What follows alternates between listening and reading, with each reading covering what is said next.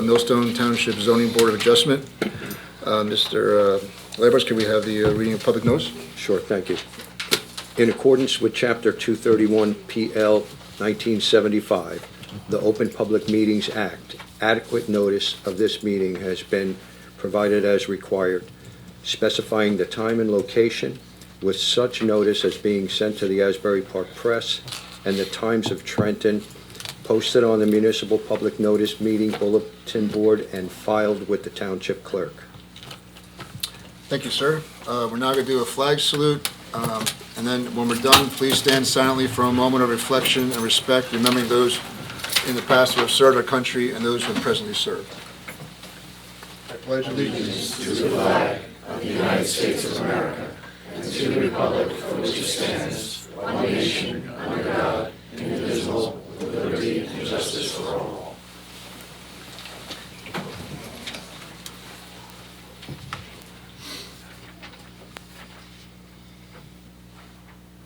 Thank you. Okay, can we have a roll call, please? Ms. Opaya? Yes. Mr. Barthelmess? Here. Mr. Cadigan? Yes. Mr. Ferrara? Present. Mr. Lambros? Here. Mr. Sinha? Here. Mr. Borghese? Here. And let the record reflect, Chairman Mostyn is absent today. Mr. Barthelmess is seated as chair, and Mr. Borghese will be seated for Mr. Mostyn. Thank you, Danielle. Mr. Chairman, if I may, all administrative items are going to be carried to the April meeting, so that will include the minutes and the 2 resolutions that were on the agenda. We're going to go right into our application today. Thank you. That makes that easy. Thank you. All right, so the first application and only application tonight is the continuation hearing of JCP&L. Thank you. The JCP&L Clean Energy Corridor upgrades and the use variance preliminary and final major site plan application Z2504. Okay, Mr. Nadell, before you enter your appearance, for the record, you have submitted one additional item since the last meeting. I'll mark it as A14. It's a structure height summary consisting of one sheet dated 2/3/26. That'll be A14. Council, enter your appearance, and you may proceed with your application. Good evening. For the record, Benjamin Nadell. I am a partner with the law firm Saul Ewing out of Princeton, New Jersey, appearing this evening on behalf of the applicant, Jersey Central Power and Light Company. As the board may recall, this application is in support of the New Jersey Clean Energy Corridor project, also known as the NJCEC project. I'd like to start with a quick recap of where we left off in January.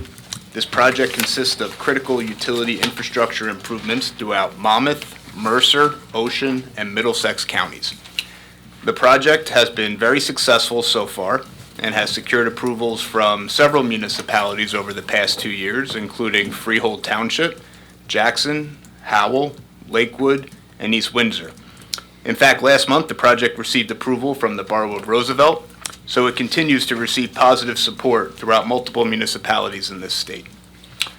In January, our witnesses explained the Millstone portion of the NJCEC project includes the replacement of 37 steel lattice towers and 6 wooden structures with new steel structures on concrete foundations. At the January hearing, JCP&L sought to install 41 new structures consisting of 48 steel poles on concrete foundations along an approximately 6-mile stretch of the existing corridor.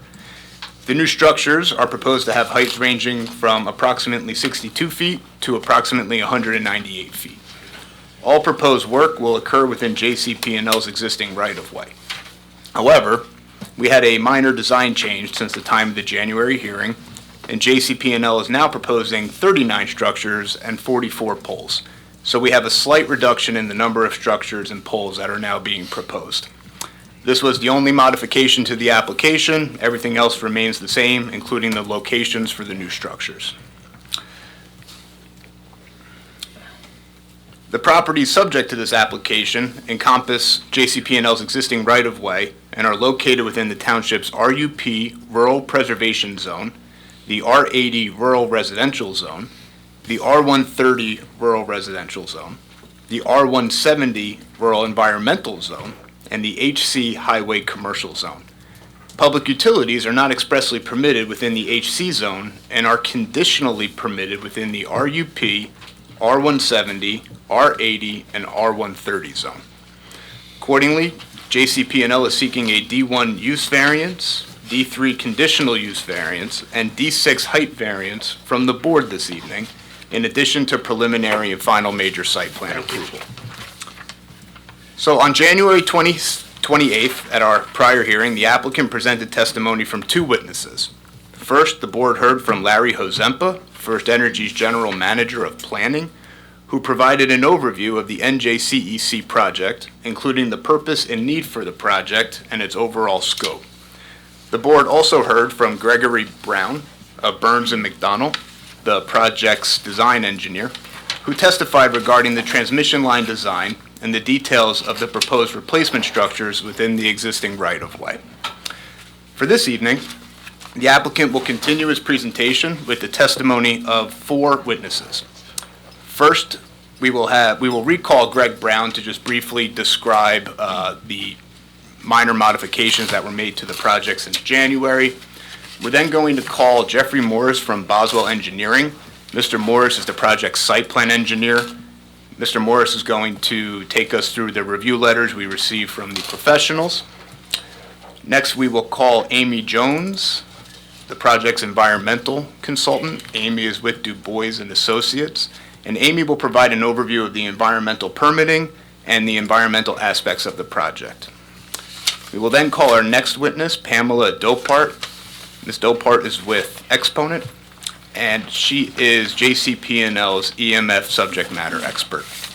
And then finally, our last witness will be Christine Cafone, the applicant's professional planner, who will address the variance relief requested and the planning basis in support of the application. So with that, unless there are any questions, I'll go ahead and call our first witness. Mr. Chairman, if I may, yes. we do have 3 members that are here tonight that were not present at the last meeting. All 3 have reviewed the record and have signed an affidavit, so they should be eligible to vote on the application unless you have any objections. No, I do not, thank you. Before we start, Mr. Nadell, it's going to be a late night. We have a lot of public here. We'd like to have the public be able to have the right to speak. So if we try to get out of here by 10:30, that's basically 3 hours from now. Do you think you can, I'd like to give the public an equal amount of time that you need. And so do you think you can present these 4 witnesses in an hour and a half or so? And then I would give the public the same hour and a half to discuss their needs. Then we'd have a half hour to discuss, and I think we can get to a vote tonight. Yeah, our testimony is pretty brief. You know, the project itself, I mean, it's simple in terms of the improvements, but I do think we can complete our direct testimony probably within an hour. Okay? Okay, let's go. That'd be great. Great. And I'd like to see that go forward. Thank you. All right, so we'll recall Mr. Brown. Members of the public, remember, as the chairman indicated, these witnesses are going to testify in order. You'll have those opportunities to ask questions and make your comments after they're done, hopefully in an hour. Sir, you previously been sworn. Please be advised you're still on the road. Yes. So please state your name for the record, please. Gregory Brown. So, Mr. Brown, I really only have one question for you, and it is if you could please explain to the board the minor modifications that were made to the project since January and why those modifications were made. Yeah, absolutely. So the changes that were made are on the site plan, page 39, structure 202A, 202B. As part of the last stages of our design process, we evaluate existing structures that were not part of the scope of the project, and it was determined that some of the adjacent existing structures were going to be impacted by 2 new steel poles, steel structures that we were installing.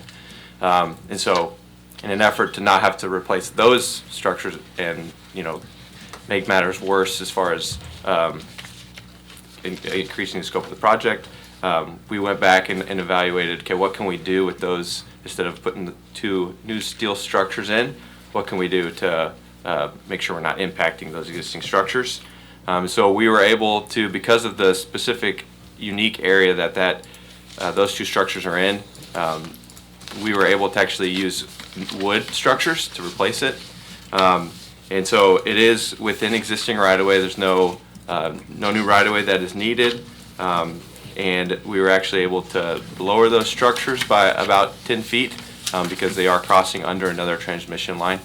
And so with the way that the configuration worked, we were able to make wood poles work to help with this upgrade. So you're going from the steel, you're taking two steel, what were those heights supposed to be? They were originally proposed to be 78 feet, And the new wood structures? 68 feet above ground. What's it say here, 63? Large poles. Right here, 2 feet. Zero pole. Right, 63. 63. 63 or 68?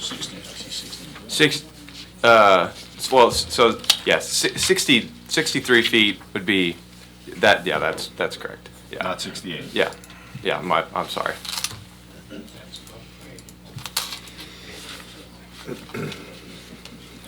And that wooden 63 is going to hold all the wires? That is, That they previously testified on both sides? that is one specific circuit that, that we're impacting, so not all the wires. Yeah, there's one existing circuit that we tie into that has 6 wires, and that's gonna hold 6 of those wires.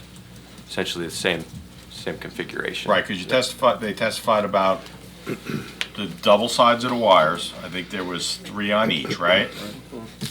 And is these wooden poles going to have a total of 6 wires Correct, yeah, at 68 feet? correct.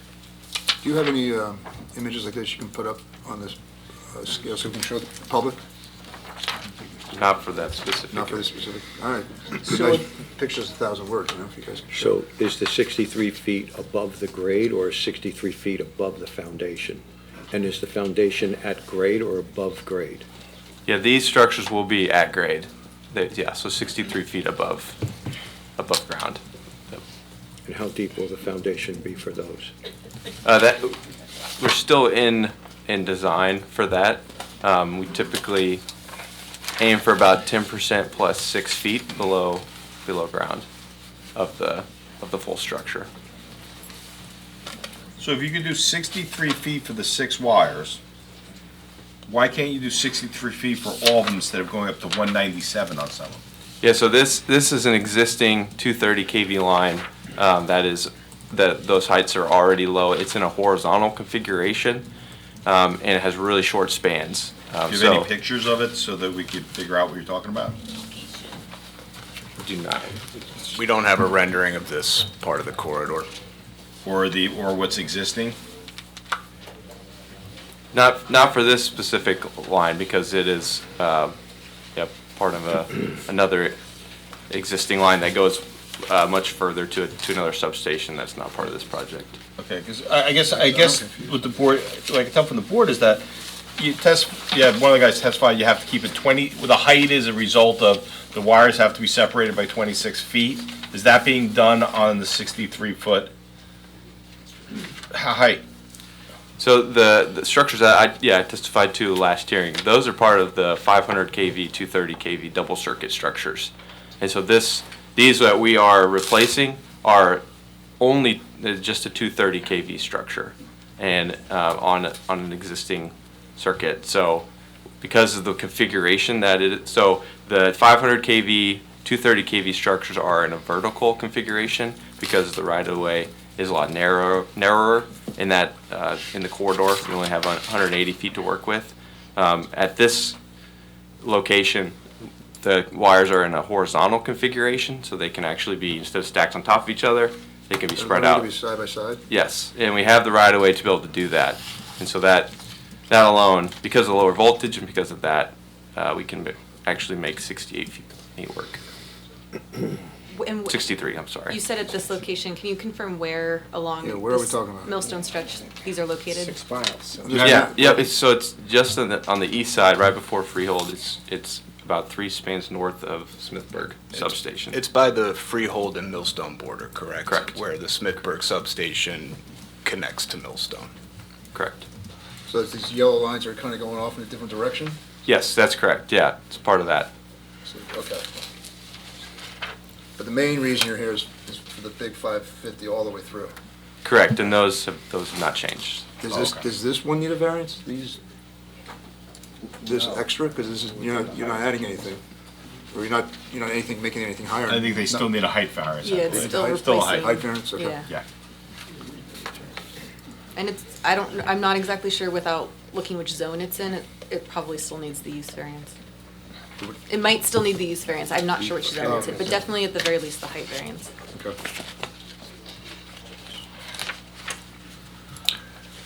All right. I mean, nice to have a picture. Or a plan or something and show us.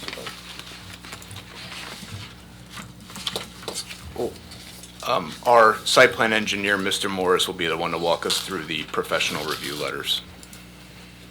Okay.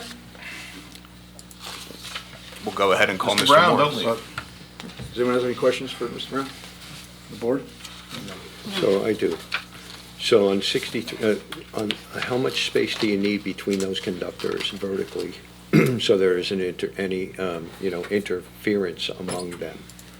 The last testimony that we had was you needed 38 feet between, I guess, the 500 KV? Yeah, that's correct. What do you need between these, the lower voltage? Yeah, 230 kV, the standard is 20 feet vertically.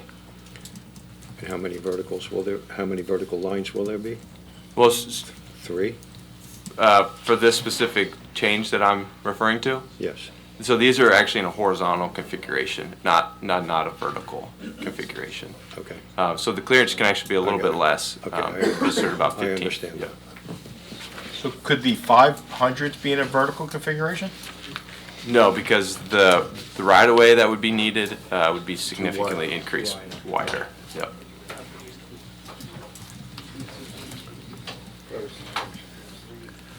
What about, so instead of laying 5 horizontal, I mean, right now you need 3, you need 6 combinations of wires, right, on the new poles? You need 3 vertical on each side, correct? Is that what you testified? Yeah, to on the first? 500 kV structures, correct. So what if you laid 2 sets horizontally? Would you be able to do that without the height? Not with the right-of-way that JCP&L currently has the easement to. I get it, but in the existing right-of-way, would you be able to achieve that goal if you had to lay them horizontally instead of vertically? No, we would not be able to. Why? Well, JCP&L only has 180 feet and 90 feet on either side of those, and with the clearances that we must maintain with blowout of the conductor, so when the wind, and the wires swing, we're pretty much at the max of that 90 feet. So any more horizontally, we would need additional right-of-way. So you mean swing into the trees, or swing outside the Yep. 90 feet or 100? Okay. Correct, yeah. Right. While we're on a little bit of a topic, I'm not sure if you have the history, but during Hurricane Sandy, did Millstone lose any of those transmission lines? Or did we just lose a whole bunch of distribution lines? Poor Greg's from Kansas City, so we may have someone from First Energy that we could find out that was around for Sandy. Okay. Thank you. Yeah. Thank you, Mr. Brown. We'll go ahead and call our next witness, Mr. Morris.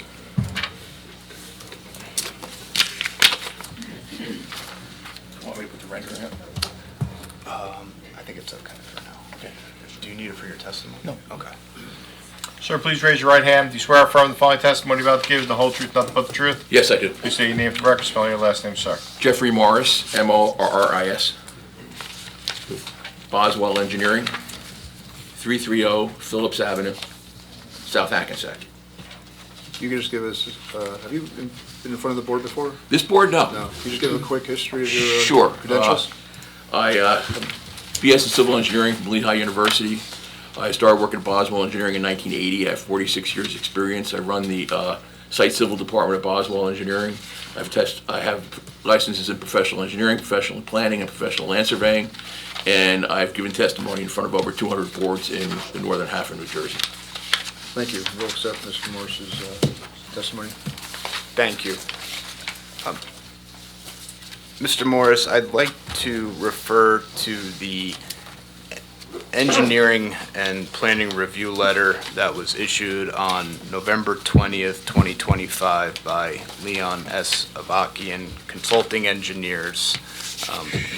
Specifically, would like to run through the comments and questions that are set forth on page 5, section 5. So the first comment reads, "The applicant should provide testimony on all required variances and clarify all points where additional information is needed." It's my understanding that our professional planner will cover the variances later this evening. Is that correct? That's correct. Comment B, "The applicant should provide testimony regarding the specific corridor improvements, and testimony should be given as to the timing and any proposed phasing of the project." Can you Sure. please walk the board through this comment? Sure, the corridor improvements, has been previously testified, the entire corridor runs from the Smithburg substation to the East Windsor substation, of which I believe approximately 6 miles is in Millstone. So we're going to be replacing all the lattice towers with single monopole towers with, and it's been previously testified, with a 500 kV circuit on one side and a 230 kV circuit on the other side.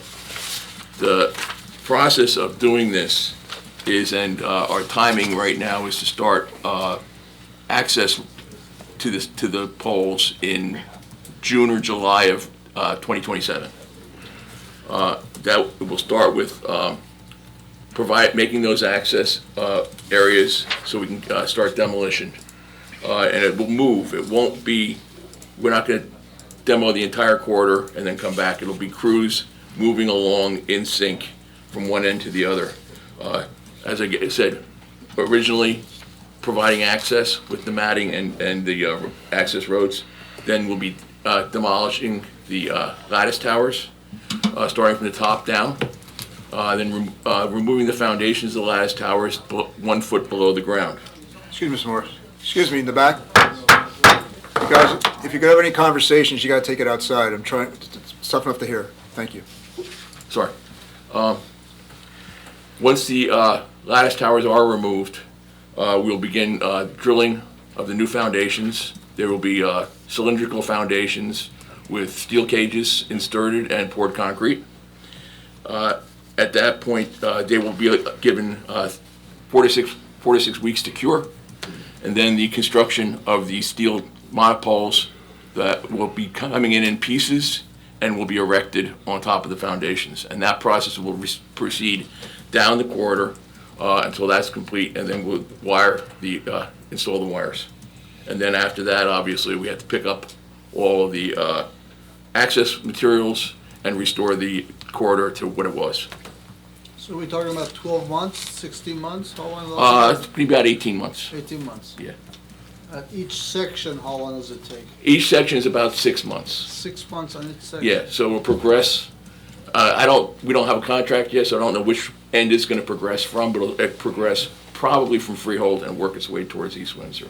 I know you say you have other approvals. Has any of them started construction yet? I don't believe we, Not yet. No, you haven't No. done it. No. So if you do one, what does it do? You need to do all of them, right? yes, So what happens if we don't get one of them done? it holds up the project. You spend all the money for nothing. Well, it holds up the project. Wow. Okay. So is it safe to say that you won't start the project till you have all your approvals? Not for this line, no.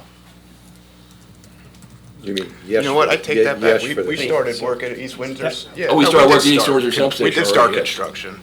Yeah, East Windsor substation's under construction right now. We haven't started the transmission lines yet. We started with the substation, Yeah, we right? started with the substation. You haven't worked on what you're before the board on? No.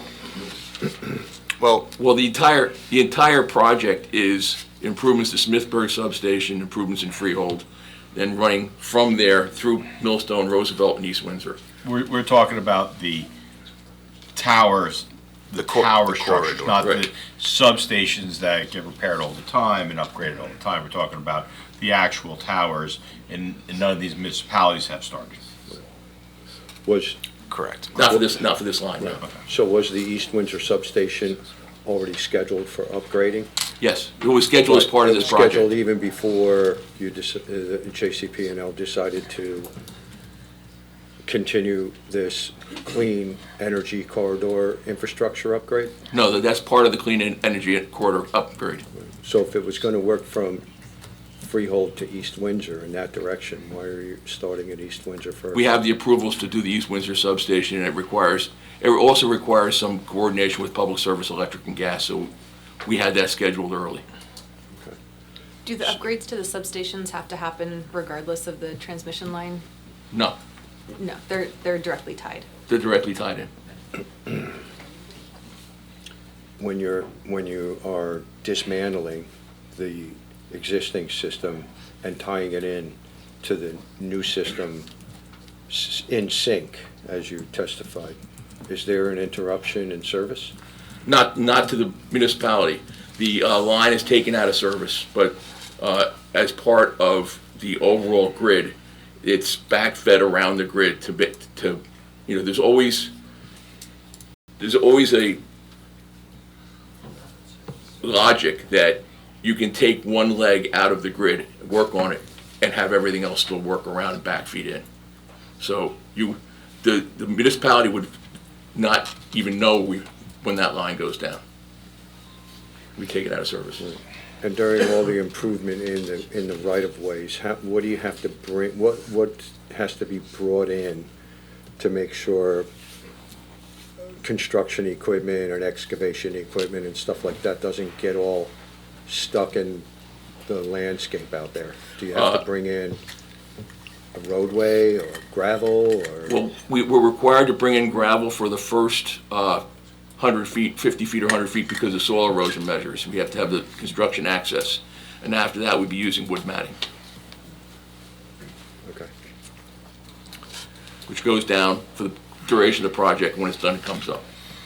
What happens to any roadways that get damaged with heavy equipment going from a typical roadway into the right-of-way? We would work with your municipal engineer to document what the roadways look beforehand and afterwards. And if there was any damage, would it be repaired? I think we'd probably end up being liable for it, yes. It's depending what kind of damage it Probably is. or likely, or yes, we will be liable. They Yeah. would be responsible for the damage any damage caused during any construction, just like any other. Just like any other project. contractor.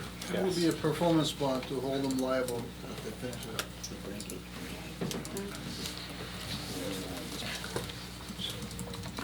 And how, on a typical, on a 190-foot pole, how deep and how wide would the foundation be? The foundations will range from 30 to 40 feet and from 7 to 10 foot in diameter, depending on the soil conditions. 7 to 10 foot in diameter? Yes. Okay. What happens to all the soil that comes out of the holes? It would leave the site, would be first tested, would be stockpiled temporarily, tested, and would leave the site and be and transported to the proper facility for it.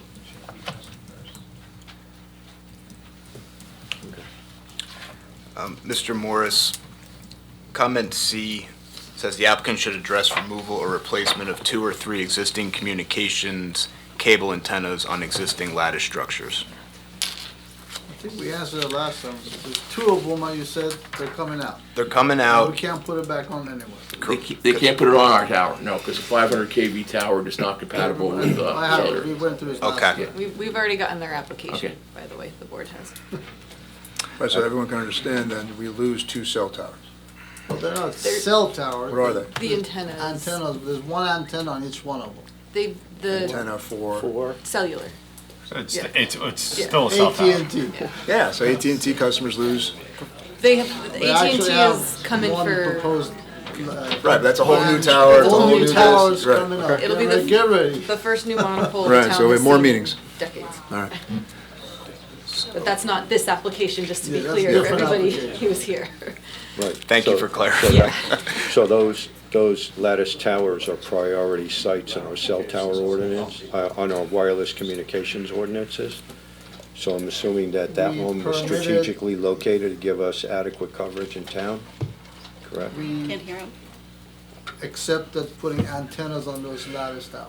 Yeah, Right. That was part of our ordinance, but Right. now it So doesn't if apply that, anymore. yeah, and so that application that we have is going to replace that communication facility It's in a that brand general new- area. It's a brand new cell tower, and they're already asking for 3 different communication, Co-location. applicants go in.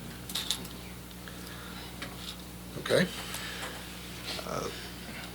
Comment D, the applicant should address compliance with DEP and the township ordinance regarding stormwater management. A drainage report should be submitted to address the proposed new impervious surface and land disturbance areas, and I believe our next witness, Amy Jones, is going to cover that. That is correct. Thank you.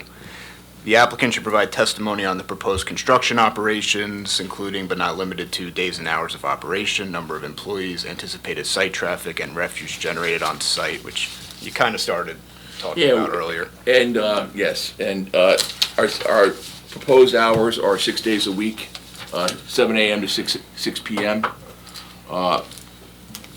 Depending on the crew, who's going to be, whether it's installing the access, demo of the towers, it's typically 6 to 7 people.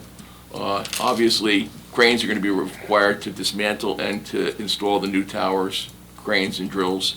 So it's a construction Is operation. that gonna be inconvenience to the residents with these things behind them? Noise, long hours? It's- Are we gonna get a lot of complaints? It's a typical construction site. And our hours are limited to 7 to 6. There's no night work. And that's not Sundays, it's always, No Sundays. No Sundays. No Sundays. for the public, there's a few chairs up front if you want to scoot up and get a chair. Mr. Morris, comment F says conservation easement and monuments. I believe that the rest of the comment was cut off in the review letter. Yes. It's my understanding that the applicant is going to seek a waiver from providing conservation easement and monuments, given this is a linear transmission project. That is correct. We're asking for a waiver from that requirement. So there are some wetlands that on your easement, right? Yes. So our ordinance requires that wetland to be in a conservation easement. It's very, very hard to take notes on this and make sure that the record is very clear when we have people talking in the audience. I'm going to ask if you please hold all comments to the end so we can get through the application and have a clean record.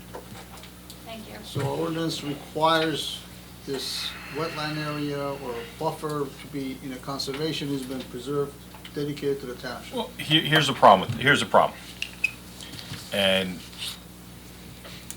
we understand that, but this is a very unique application. It is. Okay?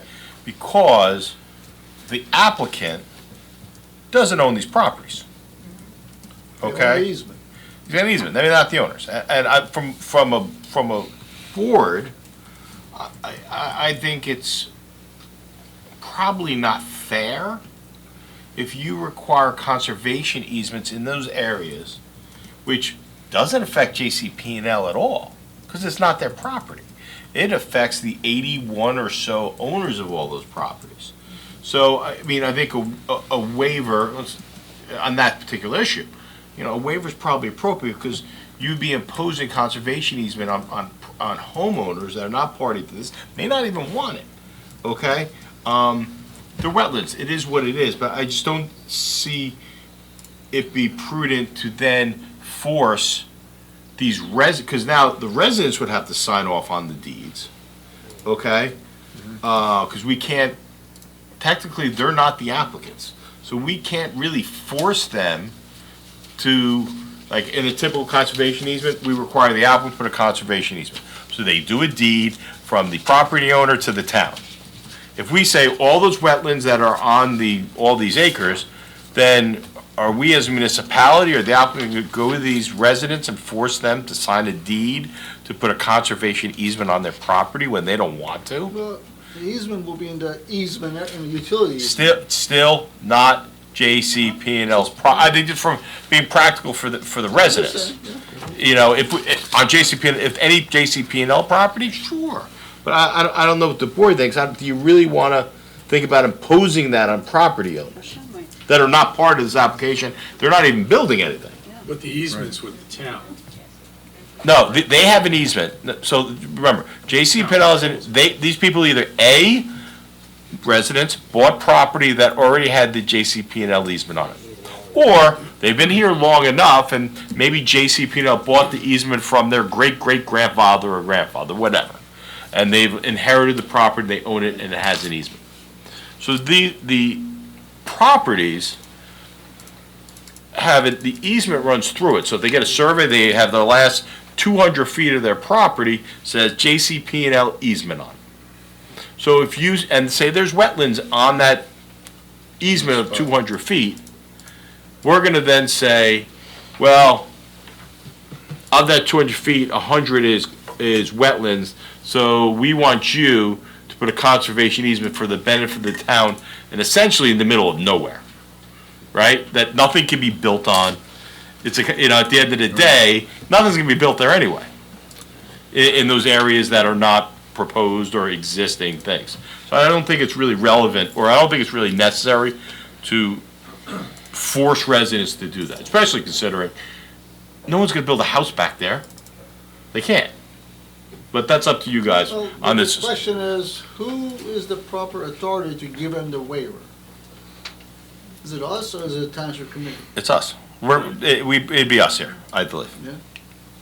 Us, the board. Yeah, because we're giving a waiver from the ordinance, the land use ordinance. Okay. Yeah, I don't think it's fair to the residents. No, I agree, Greg, it's not fair to the residents, so. This is anyone on the board that No, I agree. disagrees? I completely agree. You can't force the residents to sign that anyway, could you? I don't think you could. Yeah, I mean, unless in the easement it says it. right. It would I, have to be already, it would be signed with that would already be in place though. Right.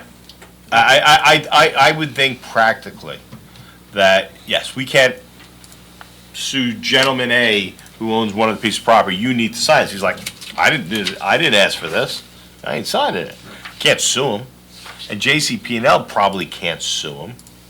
The only relief would be probably JCP&L suing us saying, that's an improper condition that I can't comply because Mr. So-and-so refuses to sign and put a conservation easement on his property. And it's his property. Whether it's an easement or not, still his property. I don't know if they probably spent too much time on it, but that's kind of my feeling. Matt, are you okay with that? Yeah, again, it's your call, yeah, I Yeah, understand what I think the Greg's board- saying, so. unless I hear objections, I think the I board is know okay. it's just a very odd situation the way it is, so. Yeah. All right. Right, we skipped over point D in that section, did we? Did we get to that yet? Our next witness, Ms. Jones, is going to cover comment D. Okay. So comment G, testimony should be provided regarding the proximity of the proposed structures to other uses and buildings, including residential dwellings. Yes, what we did was we investigated the distance from all the proposed structures to the closest residential building, the closest buildings. And just as a cutoff, we found that there were 6 dwellings within 200 feet of our new structures and 1 barn. So we see 6 dwellings within 200. What are the block and lots and what's the actual distance? Okay. Do you have an exhibit that says that, so? But they're not in the easement, they're outside the easement, right? All the buildings are outside the, Outside. yes. Yes, we have, And who are the owners' names? That'd probably be. I don't have the owners' names. I thought I saw a bunch of little sheds and stuff in your easement. There's some sheds and reason we're not counting them. You're not taking them out? Okay. Are your measurements taken from the foundation of the new Yes, structures? Yes, okay. Or from the middle of the pole? it's the middle of the pole to the house. Okay. But again, it's outside the easement, so. Well, it's just Yeah. dwelling. We have the lot marks too. Oh, okay. Yeah. So there's, yeah, as I said, the 6 dwellings are Block 9, Lot 916, which is 135 feet from, and that's on Windsor Road. And do you have plans that you can show the board? We don't have plans to show the board to those exact dwellings. They're on our site plans. We don't actually have the dimensions shown on the site plan, no. We just did the dimension quickly. What are we approving if there's no site plan? There is a site There's a plan. site plan. He's just saying that 43 these, pages, whatever. he's saying these dimensions aren't shown on the site. The dimensions are not on there. So what page in the plans is block 9, lot 916, where the house is only 135 feet away? Can we see the plans? 'Cause Windsor Road? If you're saying that the wire floats 90 feet, so you're talking the house is less than 45 feet from the electric wire? Horizontally, yes. No, well, during the extreme wind, yes. Right, well, that's where Well, you're it's not planning on. 90. I think Mr. Brown testified that we have a 10-foot buffer on that, so it's, I believe it's 80 feet is the fly-out distance. We said 90, The edge of the easement is 90 feet from the center. and he testified that the wires could go out to 90 feet. If I'm wrong, but that's what I heard. I think there was a buffer there. But, I think it's a radius of 90 feet, not an actual singular distance. and this is the structure, actually. So where the blowout exists is usually midpoint between the two structures. These are houses located right next to the structure. Well, not next to the structure, but that structure number is, I believe it's 12, which is on page 7. Has it got an address? Can we look- That address is, the 135 is 1055 Windsor Road.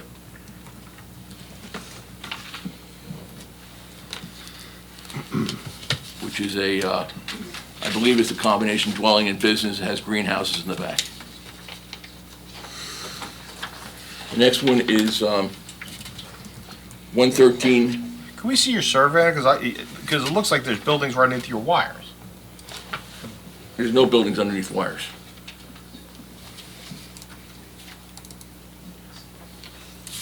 Greg, which page are you on? I'm just looking at an aerial. Do you have an aerial that shows this? No, we don't. No, we don't. So I have a suggestion. This is the second time we're trying to see, we don't have the videos up, but there's nothing visual to show us. Yeah, these are under the wires. And it's not evidentiary, but Google has a bunch of structures underneath the wires. So where's the aerials showing this stuff? We have the proposed and existing rendering that we had up at the last hearing, which we could put up, but I don't think it's going to show what you're referring to right now. And what do you consider, there are no dwellings under wires, and there is some sheds that people put in our right of way.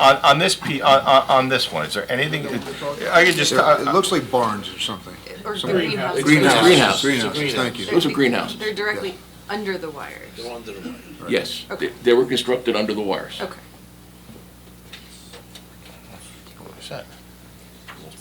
So how does that work? If somebody's illegally built something underneath the wire, or I- are you allowed to do this? it all depends the easement. I wasn't there. And the question was the structure, not the wires. I know there are a lot of sheds, small structures in this easement area. That's why I asked if you're taking them down or not. He said, no, they're all going to stay. If they're in the way, we'd have to negotiate with the property owner. Maybe temporarily move it or something. Well, could you tell us, are those structures that at least we purport to be underneath the wires, are they legally there, under your easement? I could not tell you that right now, because I don't know what the easement language is for that particular lot. Okay. And if, In the past, we've had people build things under the wires, and we try to work with them and get proper language that they don't have a right to be there, but we're not gonna tear it down. But it's not supposed to be there. But isn't that the kind of information we need as a board to understand what is really being impacted here by these things? That's part of the decision-making, you know. It's the impact, and how, next to that one, how tall's that how tall is that structure that's 135 feet from the house? That structure is 187 feet high. So is there, from an engineering perspective, this structure could theoretically, could fall, your house is within the fall zone of your monopoles? Not necessarily true, because the monopoles, first of all, the wires are the tension on the monopole. So if the monopole's gonna fail, it's gonna fail on the line of the wires. They don't typically fail, obviously,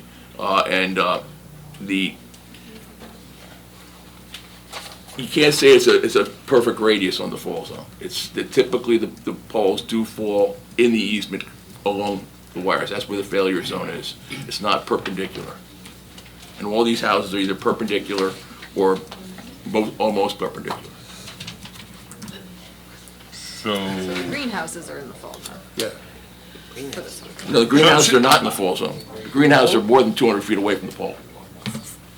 Based on, okay, I don't have dimensions. They look significantly closer to the tower Than than the the house. house does. I agree. From the aerial, but we don't, tall is I don't that have tower now? dimensions for them, so.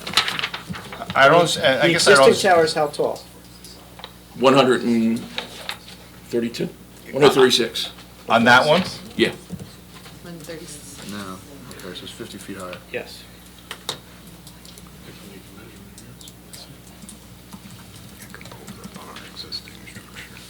I mean, again, just something for, if the board has to decide on all this information, how are we supposed to decide on things that we don't have? The problem is not seeing what they're just saying it is. And I don't understand how 187, house 136 is not in the fall zone of an 187-foot structure. That does not make mathematical sense. The greenhouses are 88.53 feet from the tower locations. More concerned about the person's house. Well, I don't want to destroy their food. So, I guess I got- depending, I can't be here for that. so depending on, for an impact, depending on where the sun's going, this new structure is gonna, if the sun's behind it, it's gonna block the sun on this person's property now at 187 feet, so it's only 136 feet away. Is that how it works? It'll cast a small shadow on it, yes. The structure is, Members of the public, I know you want to comment, but the more and more we have to stop, the longer and longer this takes. So if we really, I know you're very passionate about it, but you just got to bite the lip sometimes and let us get through this. Okay, thank you.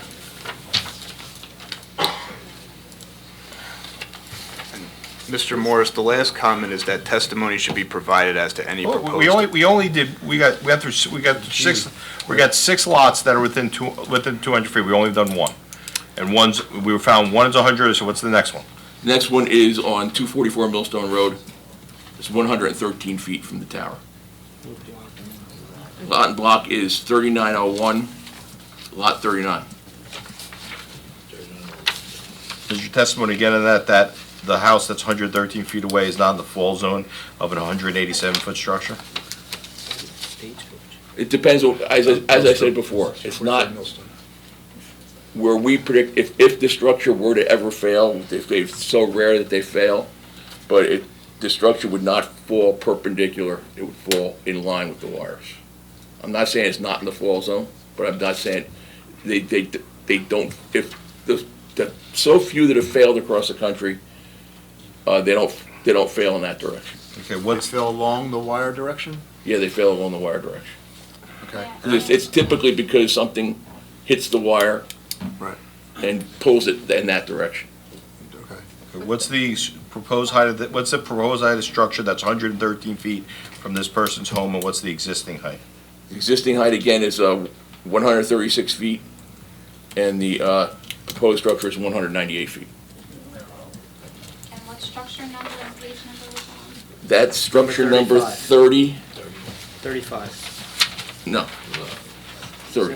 3901. 39. Structure number she asked for.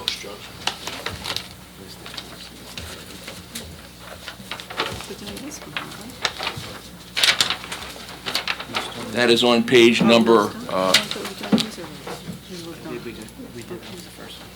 22, Structure number 30. structure number 30.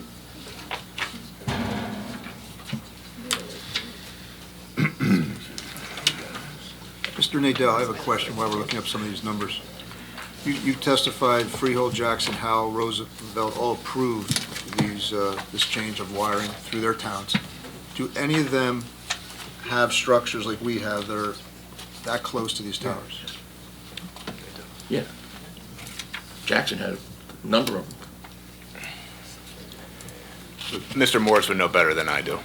Yeah, Jackson had a number of them. I don't know the exact number, but Jackson had a number of them. And did that particular household or those people talk about this and say, hey, I'm within a distance of it falling, or? That The come question up? was asked, we responded the same way, and it was accepted.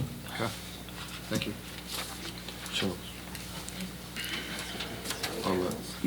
Also, structure 30 is 144 feet from lot 3901, block 3901. This is what it says is lot 39, it's not, I think it's 38.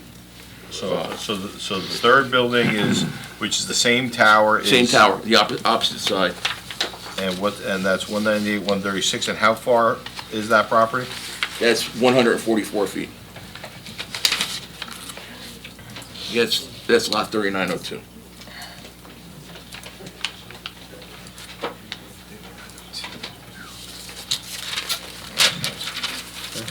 That's three. That's 3.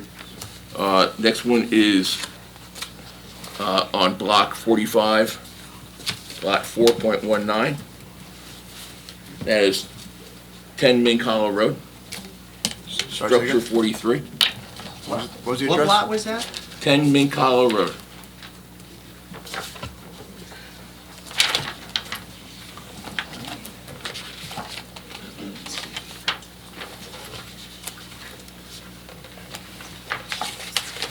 That is on page 32.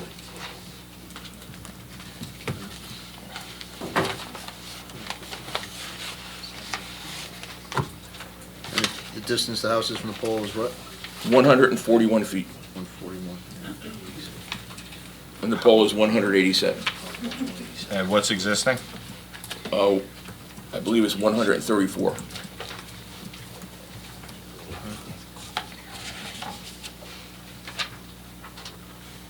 Okay, that's 4. Okay, next one is, I believe it's 8 Tin Peddler Drive. That's lot 1, block 4501, and it's structure number 44, which is also on sheet 32.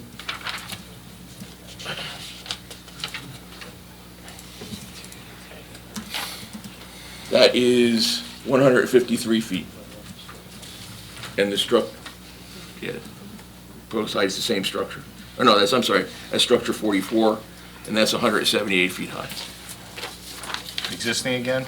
Existing is 135.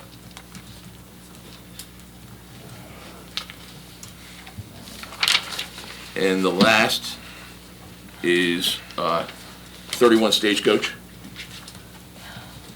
The home is, it's block 63, lot 8. The home is 102 feet from the pole, and the pole is 132 feet high. What pole number? That is pole 52B. So you're proposing a 132 there, what's existing? I believe it's the same height. Slightly smaller, Which pole number is it? It's 52B. Do we have a page number? M20, 30. Trying to get there. 127? That would be page 40. 127, 132? Yeah, right. It's 132 feet high. No, that's our new proposed existing, I'm sorry, the existing is 127. I got a question. Yes. Is it fair to say that you are proposing new structures in the exact same location of your existing? They're close. They're not the exact same location, but they're close. They're within how many feet? 20. Okay. Relatively close. Yeah. Okay. Is the distance between one to the next the exact same distance? Is everyone pole to pole 50 feet away, 100 feet No, away? those distances vary. Okay. So why, and if they vary, why wasn't it looked at to put these structures not so close to people's houses? Why couldn't they be designed that instead of the house that's 100 feet away, let's push it theoretically 100 feet down the road or down your easement to a brand-new place, so that maybe there's no houses around it. We're not talking about, these neighborhoods are just lined with houses like you'll live it. Why wasn't the place designed so to have the least amount of impact to the existing residents that you're putting buildings so close to? Why isn't this 200 feet away, and so this neighbor's doesn't have within the falls or anything like that? Why are we using the same spot and not designed to least impact the residential homes that are less than 150 feet away from these homes? We'd have to bring Greg Brown up, who designed the project, to answer that one. Okay, all right, come on back. Could you also answer why, like, for example, that last pole there is increasing by 5 feet? Is that 5 feet necessary, from the existing, I mean, is that 5 feet necessary to effectuate this project? It's just, it seems so close to me when we're talking about these distances. Why could it not be replaced in kind in terms of the height? And maybe that's a Mr. Brown question also. It is a Mr. Brown question. Okay. Two questions, Mr. Brown. Your choice what you want to answer first. You're still under us. Yeah. I can One answer second, that. one I'm just second. gonna check, make sure the mic, it shuts off on its own. Still on. Yeah, so to address the change in height by 5 feet, these structures, the original structures were built in 1959, and so design codes change over that 60 to 70 years. And so they, we needed 5 additional feet in order to meet those design clearances. Okay, so it's not so much a function of the energy associated with the project, it's just basically, it's new code that you're meeting for those. Correct, for that structure, For that particular it's one. 230 230 kV being replaced, 232 for Okay, that so specific replacement. It essentially is being replaced in kind, it's just that the new codes require Yeah. a different design. Yes. Okay, that's helpful, thank you. And to address the question related to spotting, generally, in order to kind of keep design consistent and to minimize like a visual impact, the structures are placed like for like as closely as possible to the existing structures. But there's nothing from an engineering perspective, right? That you couldn't move it, let's assume that there's not a house for another 200 yards. There's nothing from an engineering perspective that would prohibit you from moving it away from these houses. Other than that you want to keep the visual impact the same even though you're increasing it by 50 feet. Is there anything from an engineering perspective? Oh, it's classic. It depends. The terrain that is between those poles, for instance, if we move a structure, 50 to 100 feet, increase the span length between the structure, the next adjacent structure, then there's a high likelihood that those structures are going to go up in height. If there's some sort of hill or something in the middle of it, maybe we placed a structure in such a way that it is optimized on top of a hill to minimize height. And so it just kind of depends on where those So structures are located. there's nothing hard that's like absolutely not, that wire can't go that far. I mean, there's obviously a limit between how far you could do from one to the end, Yeah. right? I mean, that's just practical. So, but theoretically, from an engineer, you can move it. There's a lot of different factors involved, terrain, everything else, but it can be done, right? Assuming all the factors that maybe it's a little hill there, we're Millstone, it's pretty much farmland, it's pretty straightforward, right? Yeah. Okay. Yeah. Was anything taken into account to, hey, let's optimize this entire thing, or just no, put them right where all the other ones are? You know, kind for kind. Well, I'd say, I mean, it is kind of optimized because of the existing locations are pretty equal in span length. So keeping them close to where they are. Right, so you kept it the same versus, hey, let's take a look at this one, or let's change this one, or hey, it'd be better if we did this over here. You didn't do any of that, you just put them right where the other ones are. For ease. General, there are locations where we have done that, where we just. And as yeah, Greg not go back. Greg asked, you Don't could. testify. Greg asked, if you could, if you had to save a house from getting hit by one of these, you could move it. Just it might impose some problem, because there's, you say, there's rocks, there's terrain, there's something, but you could do it. That's something that we could definitely look into. I have some Mr. Brown questions, if you guys are finished. While he's here, I forgot to ask them before. Just watch, yeah, just keep right in time, thanks. So, you testified that Freehold, Roosevelt, and East Windsor approved the project, or the proposed applications. Can you tell us for the record how many of these types of structures that you're proposing in Millstone were proposed for each? Freehold, East Windsor, Freehold, Roosevelt, and East Windsor. In Jackson. I'm not gonna have those numbers off the top of my head. It's something we can get to you, certainly. So if you're only skipping across a road to get into the Smithburg, if you're going from Millstone to Smithburg substation, it's not far. Maybe, I don't know, it's really not that far. Maybe you have 2, 3. Roosevelt is a very, very small town, and maybe is a few. Yeah. And I don't know how many is in Roosevelt. East Windsor to get over here. But I just want to ask, so can we get those numbers? Yeah, we can get the number. We have them. We don't have them with us tonight, but we have them. Okay. And also, can we get these numbers too while you're looking? How many private landowners had those structures on their property? Like these folks here in the audience do?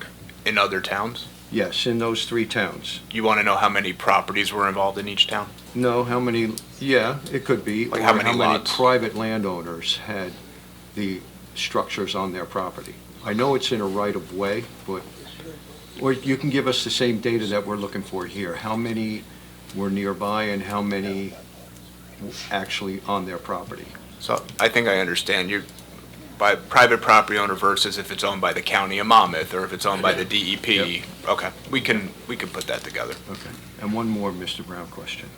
So it seems like the poles go from 125 feet up to 197 feet. Why is it the 197-foot height, like the magical height for the highest ones?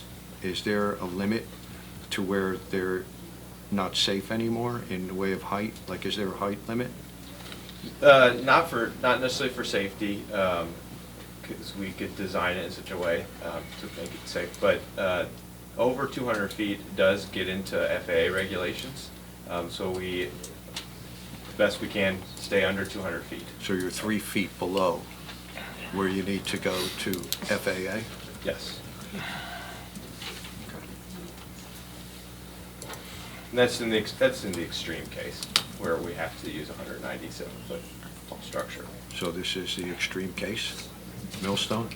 Well, I mean, throughout the line, they're not all 197 feet tall.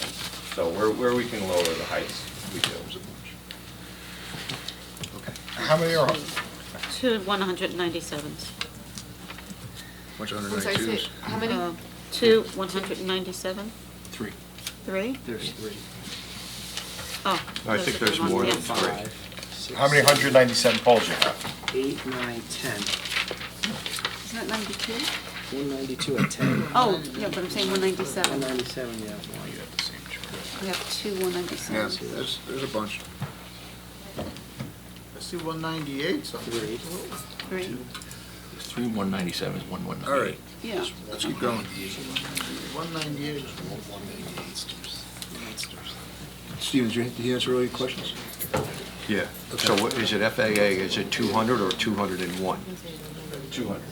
200 even. So at 200, you have to get involved with FAA. Yeah, we have to at least file with them. Okay, got it. So it doesn't necessarily mean there's going to be a risk. I got you. I got you. I was just curious about the heights. Yeah, I'm very interested to find out how many structures are in Freehold, Roosevelt, and East Windsor. Yeah. Compared to what you're proposing for Millstone. Certainly. Thank you. All right, Mr. Nate, you're 1 hour in, just checking time. I we know have- questions slow you down and all that, so I'm not saying it's your fault. No, I want to keep things moving along. Understood. The last comment in the review letter was about if there's any signage. Mr. Morris, I don't believe there's any signage proposed with this No, there is project, not. correct? No. Right, and as for the outside agency approvals at the end of the review letter, we will get to those with Mitch Jones' testimony. Yes. So that would conclude our direct testimony for Mr. Morris. All right, does anyone on the board have any questions for Mr. Morris? I have one quick question. These Sure, are Matt. steel poles, right? Yes. Do they rust? They're galvanized. And I'm they're, saying, I've been looking at them all over the state these days, and I see some of them, they seem brown. well, there's some that we actually put a brown patina on. Is that what that is? Yeah. Okay. I just didn't know if they, And Some why of the- why do some you of put the- why do you put the brown on some? There was request for it. It was preference. Just of the- aesthetic? Especially, I believe we put one in Interlaken, was brown, I believe. I've seen different colors everywhere. I just didn't know if they rust or they're just No, supposed and to they be were like that. smaller poles, They too. don't rust then? Much more, no, they don't rust. And thank you, Mr. Morris. Thank you.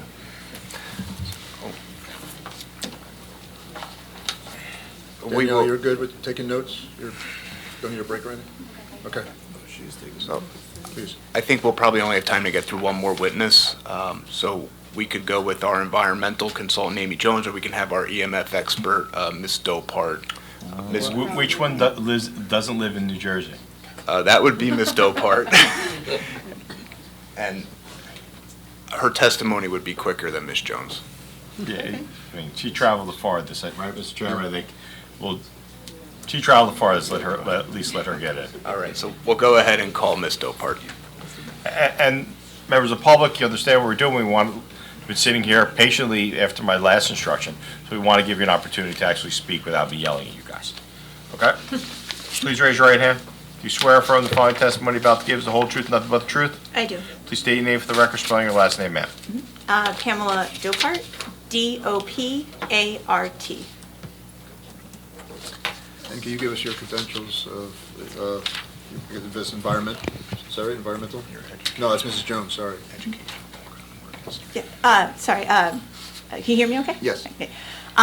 So I am a environmental and occupational health scientist. My background is in public health. I'm here tonight as an EMF subject matter expert. I have a PhD in environmental health sciences from Johns Hopkins University School of Public Health, as well as a master's in the same degree from the University of Michigan School of Public Health.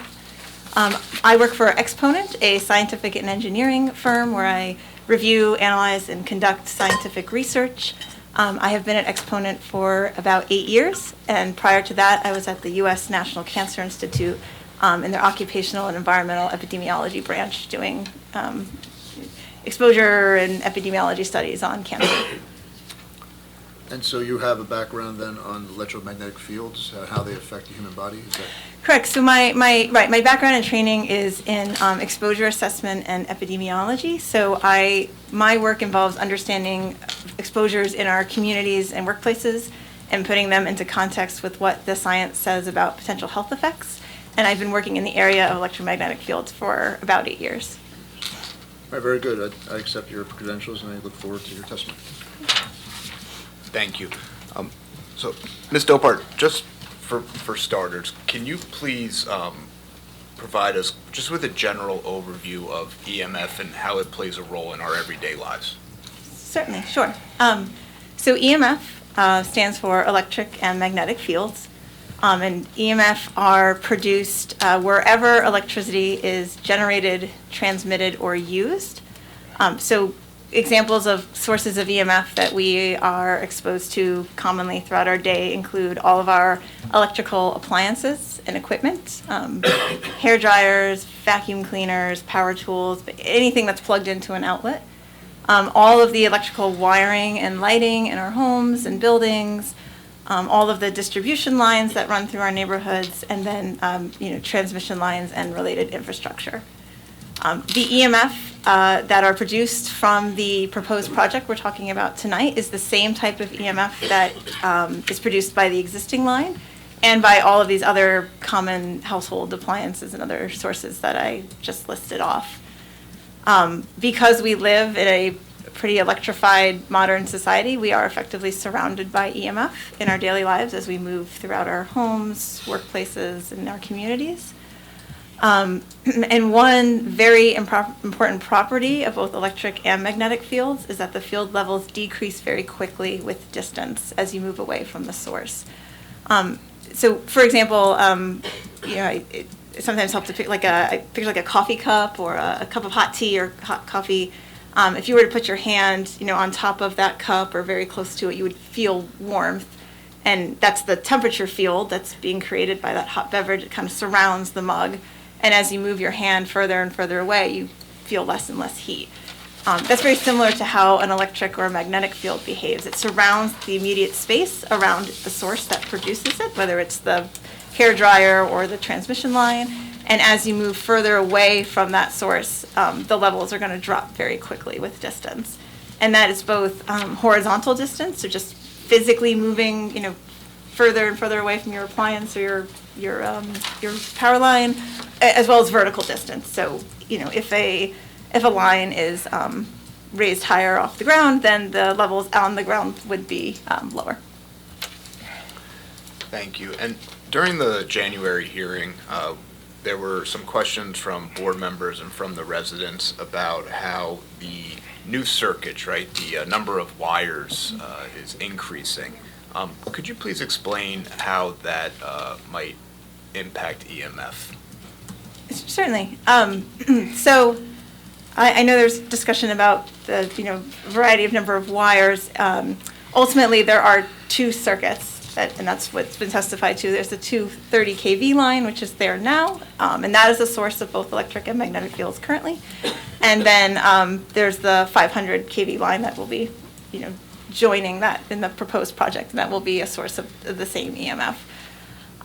The EMF levels from any given line are going to vary depending on a number of factors.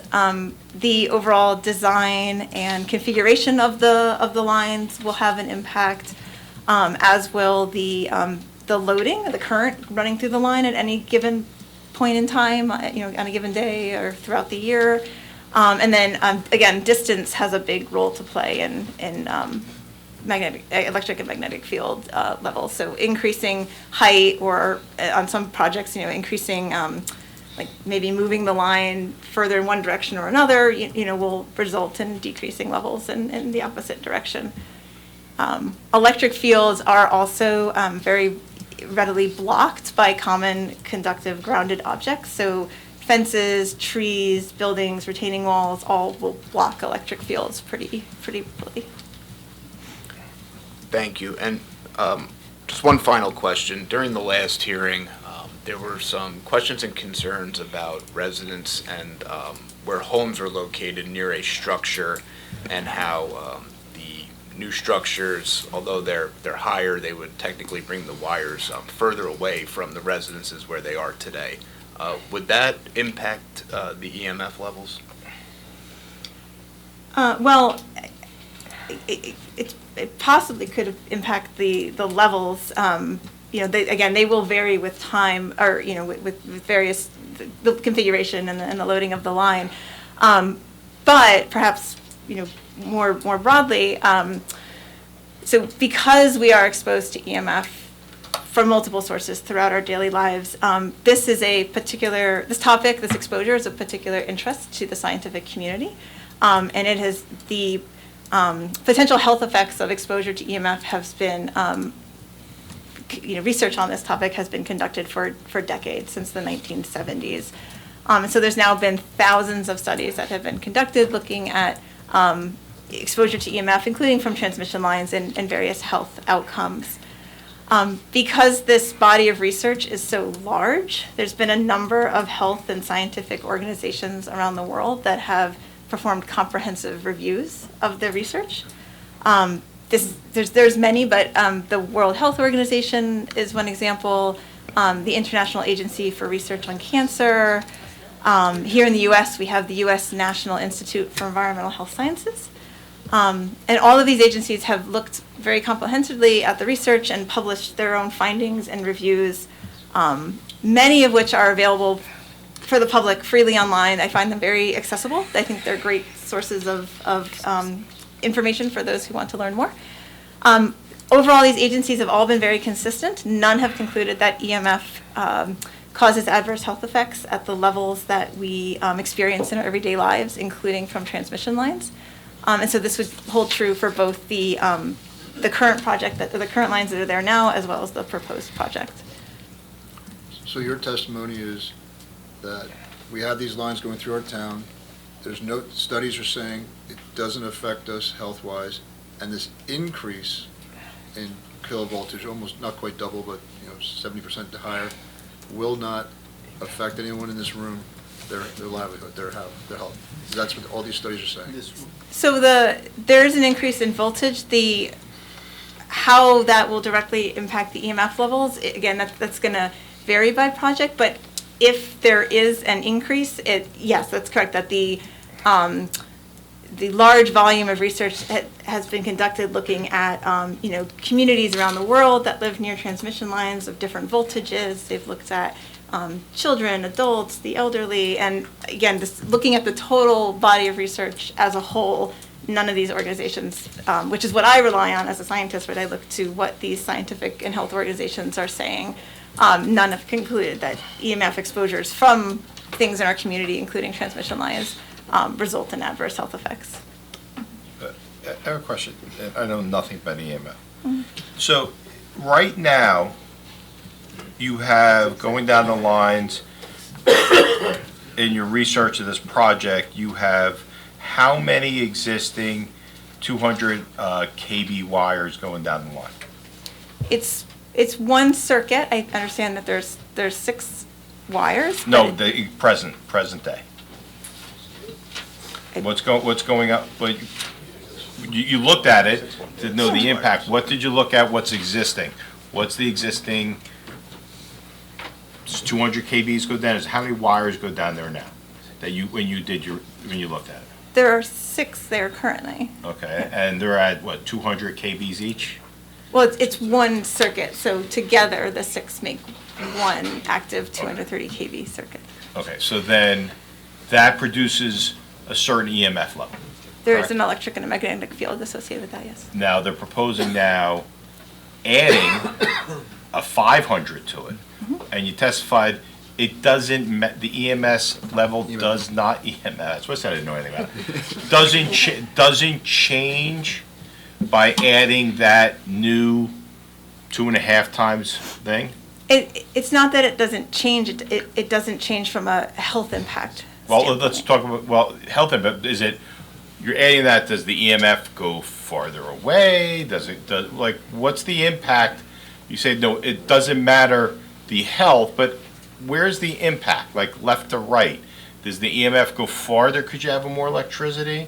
Because if you're only at 200, and that's why I said I don't know anything, and the EMF goes 50 feet, but now I'm at 200 plus a 500, it goes back 100 feet. I don't know. Yeah, Could you tell us, can you explain to the board how the increase affects distance of the EMF, whether the EMF is going to cause health risks? Let's talk about physically where the impact is, because that's what I'm trying to figure out, so they get to your point. Because if it's EMF is 5 feet from the pole and the houses are 100, 200 feet, no big deal, right? That's kind of where I'm getting at. Understood, understood.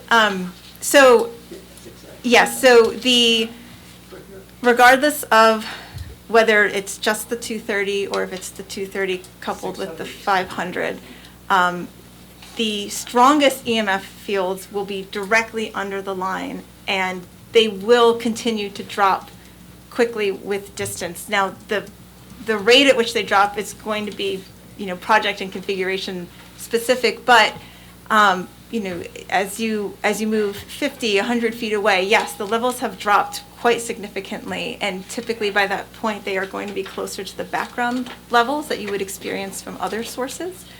And because of that rapid decrease, when inside our homes, our primary sources of exposure come from the sources inside the home. So our appliances, our wiring, our lightings, things like that.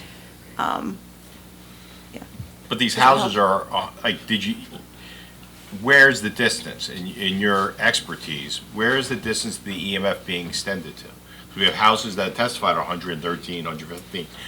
What's the number you're saying these wires are going to produce an EMF somewhat level, even to a background level? At what distance? And let's assume there's nothing, like you said, the grounded fences, because I think that's part of your point is that it depends on the site. So let's just assume it's a clear.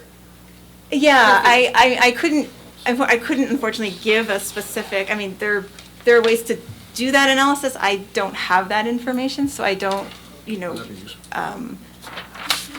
What I have is just sort of general, understanding. So there's a fair bit of published. This might help. There are organizations and researchers that have just gone out to transmission lines across the country and taken measurements like directly under the line, 20 feet away, 50 feet away, 100 feet away to see how quickly those levels are dropping. Right. And they've done this for different voltage transmission lines. So, for example, the National Institute for Environmental Health Sciences, NIEHS, which I mentioned earlier, if you Google NIEHS booklet EMF, they put together this nice booklet that goes through, what EMF is, what are common sources we see, and there's actually a table in there that does exactly this. It has different voltages up to 500 kilovolt, and kind of what a typical level, magnetic field level is directly under the line, and then as you move away. So these are not. I'm not trying to say in any way that these are representative numbers of this project, but let's say like directly under the line, it was 80 milligauss, and I'm happy to walk through. Is that the real number, or are you making? No, that's an example number. Well, we're trying to get at what is the real number at 100 feet where these people are, 150 feet where they are. I understand. Because if you don't know, we want to know the impact. And if you don't know what the level is at these houses, how can you testify as to what's the impact of these residents living there? I don't have that specific information. The one other piece that I could share is that, so there's no federal limits for electric or magnetic fields on transmission lines. In the state of New Jersey, there's no magnetic field limit either. There is a electric field limit at the edge of the right-of-way, and it's 3 kilovolt per meter. So at the edge of the right-of-way in the state of New Jersey, transmission lines must be measured, an electric field measurement of 3 kilovolts or less. There are 2 scientific organizations that, based on their review of the health research, have recommended exposure limits for the general public, and as well as for workers. And these 2 organizations, they have set magnetic field limits. So that is what we typically use when we want to put magnetic field levels from transmission lines into context with health. We look to the exposure guidelines from these 2 organizations, and to confirm that the magnetic field levels from a transmission line are going to be below this recommended health standard.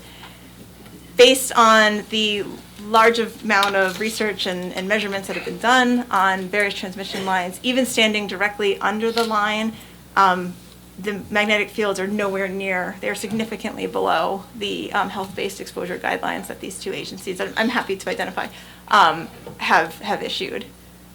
And so that gives us some context for, where do we see transmission line field levels and how do they relate to the exposure guidelines that we are trying to meet. And what are those 2? So it's, one is the International Commission non-ionizing radiation, ICNIRP, ICNIRP. And the other is the International Committee on Electromagnetic Safety. Do you know what the exposure limit for EMFs are? Yes, so for ICNIRP, the magnetic field limit for the general public is 2,000 milligauss. Oh, I'm sorry, what is that word you're saying? Yes, so milligauss, milligauss.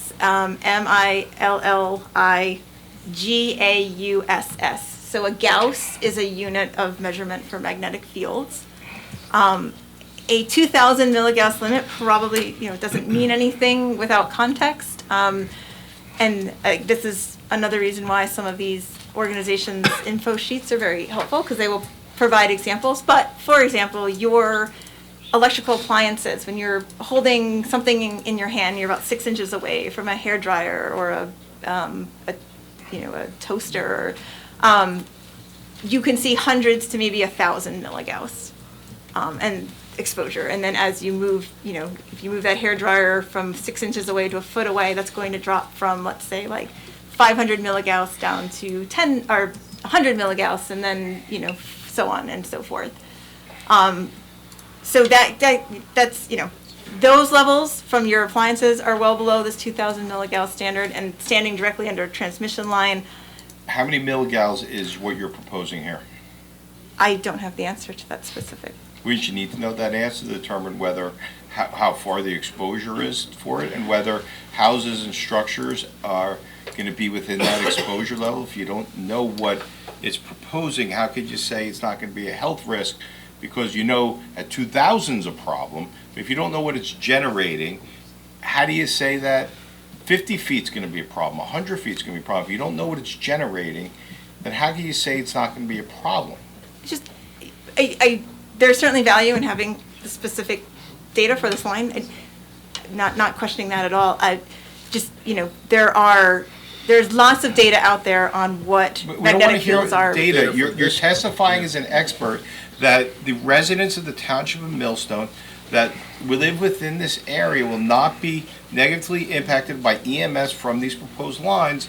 So you need to testify not what other people said, that you know what it's going to produce, you know what the impact's going to be, and from the distance of X to Y, there'll be no impact. Could you testify to any of that?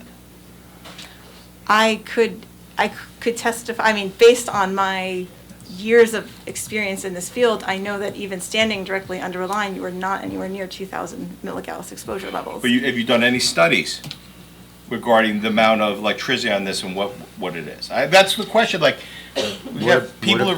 about prolonged exposure, like what the attorney's saying? Standing on for a half a minute might not have much of an effect, but if you were there for a lifetime, how much of an effect would it have? So going back to this 2,000 milligauss, just as an example, that is a recommended exposure limit. Electric and magnetic fields aren't like a chemical. They don't build up in the body over time. So you're either exposed in that instantaneous moment above 2,000 milligauss, and even that's got a big buffer in it, of course, but or you're exposed below that. It doesn't accumulate over time.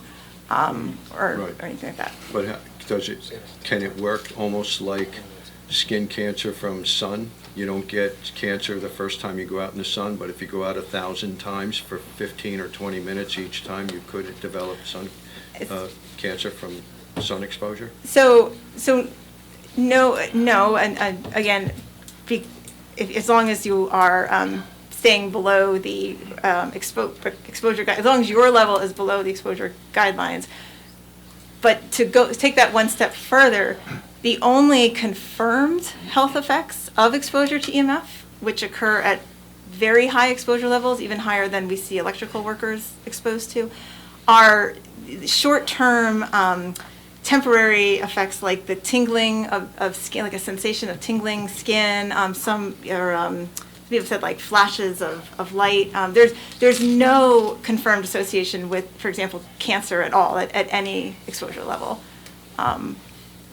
The only recognized health effects are these short-term effects that can occur at very high levels. And again, they are not going to be at the exposure levels that we're going to see in our communities. And If there's a 2,000 milligauss level that's suggested maximum, then there must be a reason for that, and that level has some effect, some long-term effect, correct? Not long-term effects. So what happened, these agencies that set these limits, they looked at studies where, either, sometimes it's people that were exposed high, unintentionally, to unintentionally high levels, or it was animal studies or human cell studies where you intentionally expose these animals or cells to very, very high levels, and the only effects that they were seeing were these, again, these short-term, they call them like nerve stimulation effects. And so basically the agencies go, okay, we see an effect at this level, so we want to stay below that, and we're going to add a big buffer in between where we're seeing the levels and where we're going to set our exposure limit. And so there's actually a lot of, area in between that. In public health, you intentionally set your levels, you build in a big safety factor, a big buffer, right, to protect vulnerable community populations. But again, you don't know where any of these houses, what level they're at, whether they're in the buffer, they're low, or they're high. Well, I'd suggest too, you can pick up a Gauss meter very easily. Right. I was just gonna say that. Online. Tamu sells it, by the way, for about $15, and they go up from there. And you can check that. If you're a person who lives adjacent to these lines, you can know what it is currently, and then, of course, you can check once that 500 plus millivolt, Kilovolt. line is in place, you'd be able to see the difference between those two, and then understand if you're being exposed to greater amounts. So that's an option for anybody. Yeah, For then that's context a little of too late scale, at that do you point. have- It an is, example of what but would at least even if you know now, Yeah. if you were They to should check know that, now. purchase What would one. produce they should. 2,000 They should know. milligauss? And I Like thought for this matter, you was said what like discussed we might get before. like a few hundreds It's to gotta be 1,000 for a hair 500 dryer. kilovolt things out What there type somewhere. of Go source measure. would produce that many? Just so we could see scale. If you, I Be different depending on the demand. an electrical worker, something, I don't know, something going wrong while they're fixing a line, maybe. It wouldn't be something that a member of the general public would be exposed to. I couldn't think of a scenario where that level would be reached. there's not a similar object or transmission line or a power plant or something that would No. be comparative that somebody would be near. No, I mean, these levels are, correct, yeah. Are they mostly, maybe I'm going too far down the rabbit hole, are they mostly like hypothetical as part of these studies where they were artificially increasing this level to see where those physical effects were happening to the? That's one common area of study. Okay. So, I mean, it's probably not surprising. It's very challenging to get permission to intentionally expose people to very high levels. But there are, case reports where, again, usually line workers are exposed at high levels, and then they determine what those exposures were and what effects they experienced. But yeah. I have another question. I'm sorry, do you have a question? No, I was going to suggest that maybe we should have the Okay. public. I have a question though. So there's health risk researchers on these topics that could probably come here and have testimony that's diametrically opposed to yours or completely opposite. How how do you respond to that? There's a lot of research out there that's opposite of what you're saying. Well, that's really, yeah, Are when you have. you saying that your testimony counts and theirs would not? Yeah, I'm not saying that at all. I know. What You're trying I'm not to. The testimony that I'm providing is a summary of what reputable health and scientific agencies have concluded. Because there's so much research in this area, there are certainly, there are studies out there that, have made, the authors have made various conclusions that, this is suggestive of an association, a connection between magnetic fields and cancer, and other researchers who will say, my study shows that there is no connection here between magnetic fields and cancer. And the only way to appropriately, and the only scientifically valid way of assessing a relationship between an exposure and an outcome is to look at the cumulative body of relevant research. where each study's kind of like one tiny piece of the puzzle, and you look at them all to get the full picture. And so that's why I refer to and then recommend others look at the conclusions and reports of these health and scientific agencies, where they put together panels of experts to dig into this research and come up with their findings and publish their reports and make them publicly available. And so that's my testimony. One last question, I'm not sure if it's for you or not, but the 500 kVF lines, right? Are they pushing 500 kV through them constantly, or is it a max out depending, or does it fluctuate depending on the draw on the system? I will definitely let an engineer take a full stab at that, but certainly the loading on the line, the current that's going through it, is going to vary over time depending on the need of the. Okay, so is your testimony today at an average load or max load or minimum load?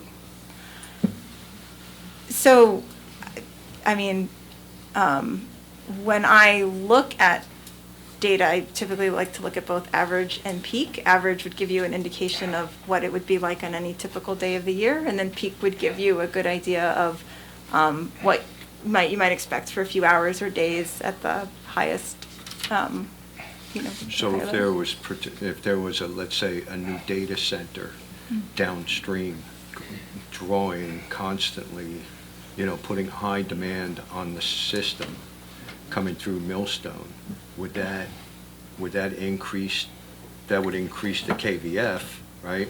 The amount of time that the voltage would remain at a higher level, right? If they were constantly on that draw. Yeah, the voltage will remain the same. It's the current through the line, but the lines also have a max current that they can, operate at, and so it wouldn't go beyond that. Okay. You say you looked at data. You're not talking about data on any 500 line of what's the average draw, time frame, or anything else. Did you look at that, at any 500 lines that JCP&L owns of when it's minimum, medium, or a high load? Did you look at any of them in preparation of this application before the board? In what capacity, sorry? Well, to determine, the EMF will change based on whether it's low, medium, or high, right? The magnetic fields are partially dependent on the current of the line. Right, so if the current line's medium, low, high, did you look at any data of this type of line? Is it that JCP knows that, look, I looked at this and this part and 90%'s low, 5's medium, and 5 high. Did you look at any data like that? I don't think so. I'm not entirely sure. Okay. What. I think we should cut to the chase here. I think that when they said that they were bringing in a professional for this type of issue to make sure that we are going to be cancer-free and so on and so forth, I think what we were looking for was someone that was going to give us information on this project with their footwork on it and their, information, absolute, not what they read in a book. Pertaining to this. Just pertaining to this situation. So I think I'm kind of like, why are we having this conversation? Because I'm not trying to look up a Google information on here. I want to find out this project, what exactly, how much EMF is coming out. Those are the things that we're looking for. So I'm not sure if this is the right professional for what we're expecting. Just my point of view. So, Ms. Dopart has testified on this project in other municipalities. She is our EMF expert, and the board is, either can or does not have to accept her testimony and what she testified to generally about EMF on these types of public utility projects. This will be the EMF testimony that JCP&L provides for the CEC project. There will not be another EMF witness. Okay. All right, hold on. Hold on. Come on, please. Maybe we should go to the public. Yeah, I think we're done. Well, I had one question. Oh, sorry. Is there any distance where it comes to zero? EMF on one of those lines? Is it 300 feet? Is it 200 feet? Is it 100 feet? It likely would come to zero. The challenge is if you're out there taking measurements of the line, when you get far enough away, it's just picking up electric and magnetic readings from other sources that are now closer. I mean, if we were in Missouri, we wouldn't be getting any. So like how far So away? yes, again, it's very dependent on the design and the line, but, typically out by 100 feet or so, you are into, single, 100 feet, you're getting zero? close to, yes, Okay. close I was background. just trying to get some potentially, idea yeah. on distance. Yep, yes. Right, Roughly. thank you. Mr. Nadeau, I'd like to get to the public because it's already 9:10. Understood.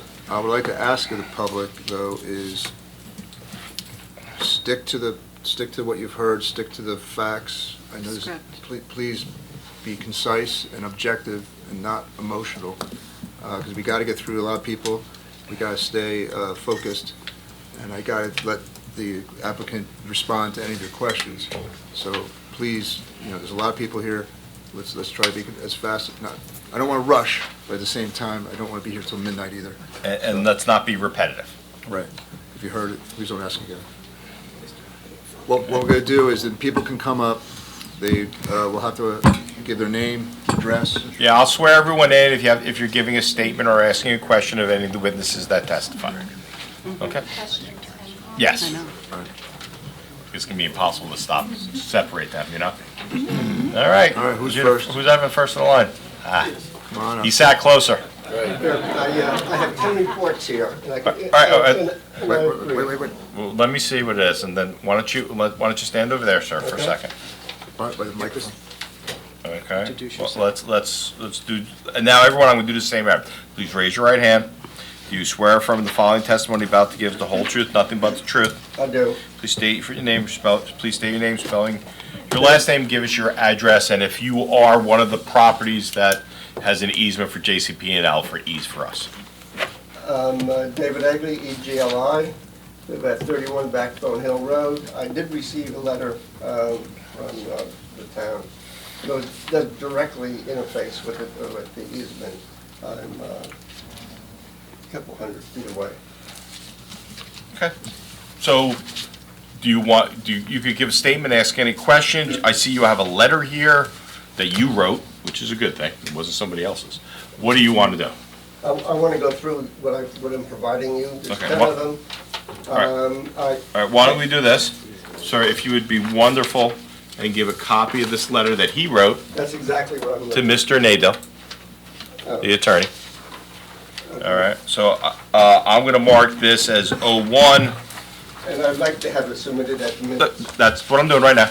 Okay? We'll mark as 01, letter from David Egley. We'll mark that as 01. And sir, you can start testifying. Couple things. Let's start off with the EMF. What they haven't mentioned is, we keep on talking about 500 kV and so forth. We got to talk about the current coming down the line.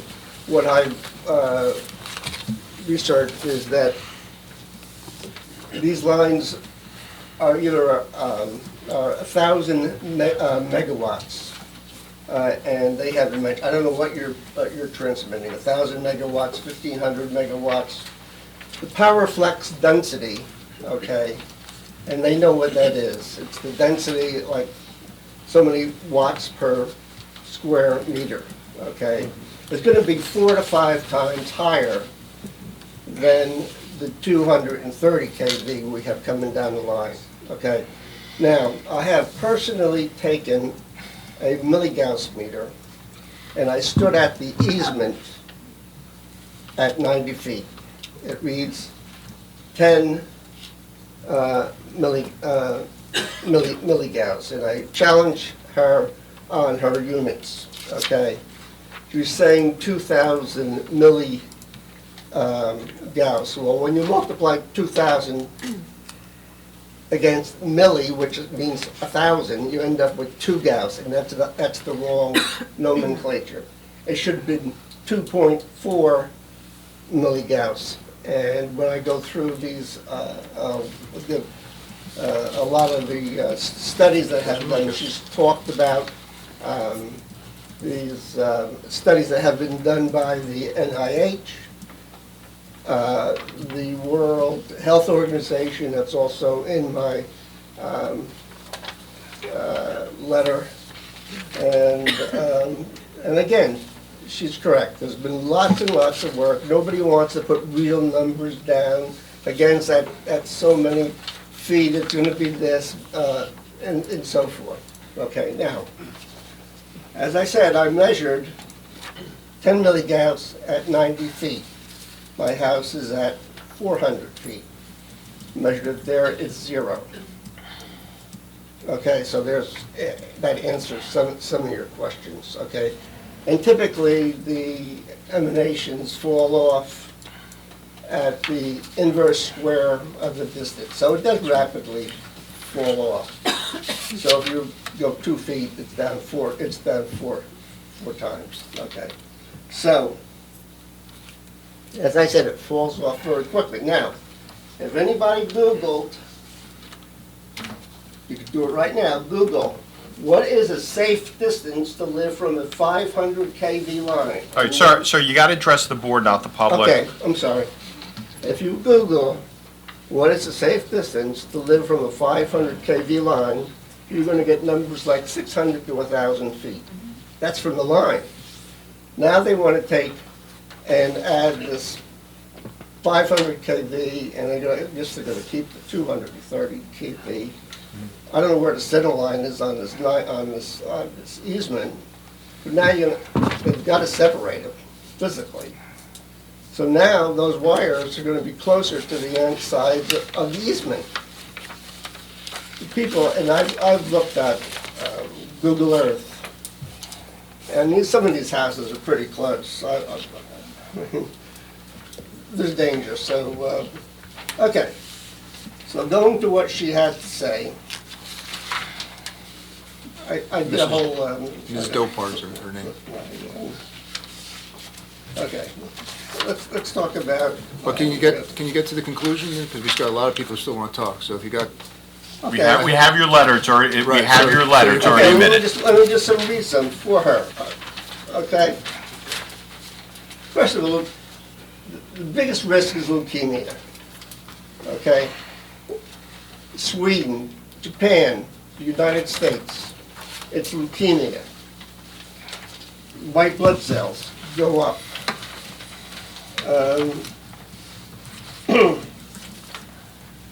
As she said, who? They did research. Everyone, the National Institute of Health, the EPA, WHO, Japan, Sweden, they all say it's leukemia, okay? It's all with children, 15 years or less. What is leukemia? When they're living this close, what is leukemia? The risk. The risk? The risk of leukemia, okay, living near these wires, this goes up... How close? Well, Within 300 he's not an meters. expert. Okay. Okay. No, within 600 feet. Okay.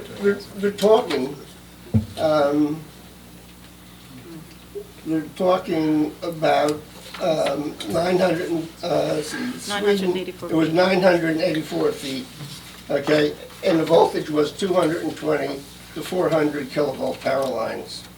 They've identified 325 cases of leukemia, 223 cases of central nervous system. Okay. Okay? Mortality rate in children with leukemia was shown to be 370% higher than children not exposed to 1.2 Gauss. That's why I challenged her numbers. 1.2 Gauss, and that was measured with a 230 kilovolt EMP at an easement edge. Well, I said it was 10 milligauss. So, So therefore, anyone within 600,000 feet, you're saying has this higher rate? exactly. 20 times higher, okay. Okay, now, And then, okay, they're trying to get the Gauss, the number that's being kicked around the world. Well, sir, I don't want to get too deep in the weeds on this issue. That, you know, we're throwing a lot of numbers around that, you know, you've heard the board's questionings of the witness, and we understand what you're saying, but keep on referencing these reports and things. We don't have them, and you interpreting them is not really evidentiary. We understand the concern. We understand the concern. We've introduced your exhibit, but we got a lot of people here. It's not really evidential. It's mostly hearsay and opinion, but we get it. Okay, my bottom line is, you're liable. I got a question. When the leukemia rates go up in Millstone, you're liable when you add these extra powers. Right, so I just have a question. For the applicant attorney, you have more witnesses, right? The planner, I believe. In our And you environmental probably won't kits. finish tonight, right? No. Right, so we have this now. Does everybody have a copy of this? yeah. Yes. We can review this closely and make sure that we absorb it for the next meeting, okay?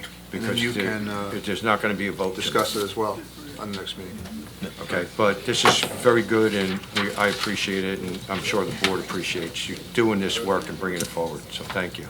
Yes, thank you. Next person.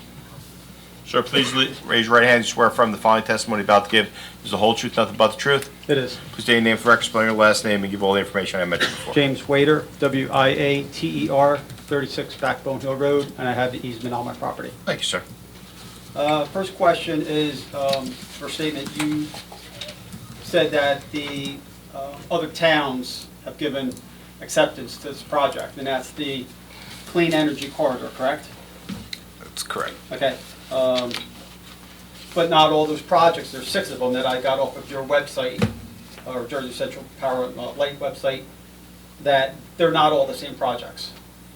The only ones that have the 500 kilowatts is the East Windsor Smithburg and the Smithburg Larrabee collector. They're the only ones that have 500. Everything else is the 230, either just replacing it and updating it, and that's it. So we're not apples to apples. Not everybody is agreeing to the same project. I'm going to ask Mr. Hozepa to confirm if that is true. You got to come up. Yeah. You can share the mic. He won't bite. I'm still under oath. Yes. Yeah, so all the ones that were mentioned tonight have these same structures on them, 500 and 230 kV. The Right, Smith, tonight. or the Middlesex Red Oak. This is all part of the Clean Energy Corridor. I don't believe that was one of the ones that Mr. Yell mentioned. You said it's going through Middlesex, Atlantic, and other counties.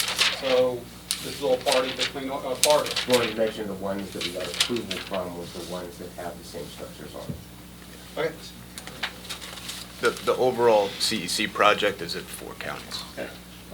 And the next question I have is, since I have an easement, my driveway runs completely underneath power lines. I have landscaping, I have retaining walls, I have a fence. How does your equipment get through my property and without damaging, or how does that get rectified when you do damage it? I'm going to ask Mr. Morris to answer that question.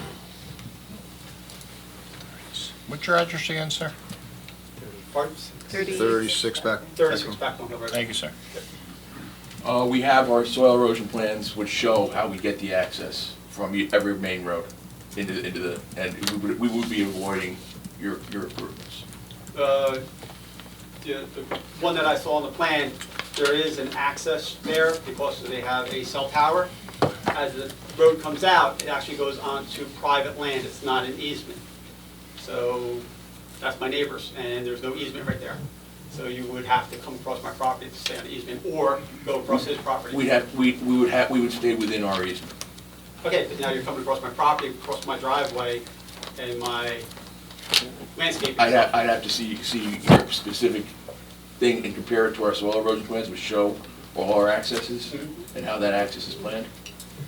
Okay, like I said, I got it off your website, it doesn't have that.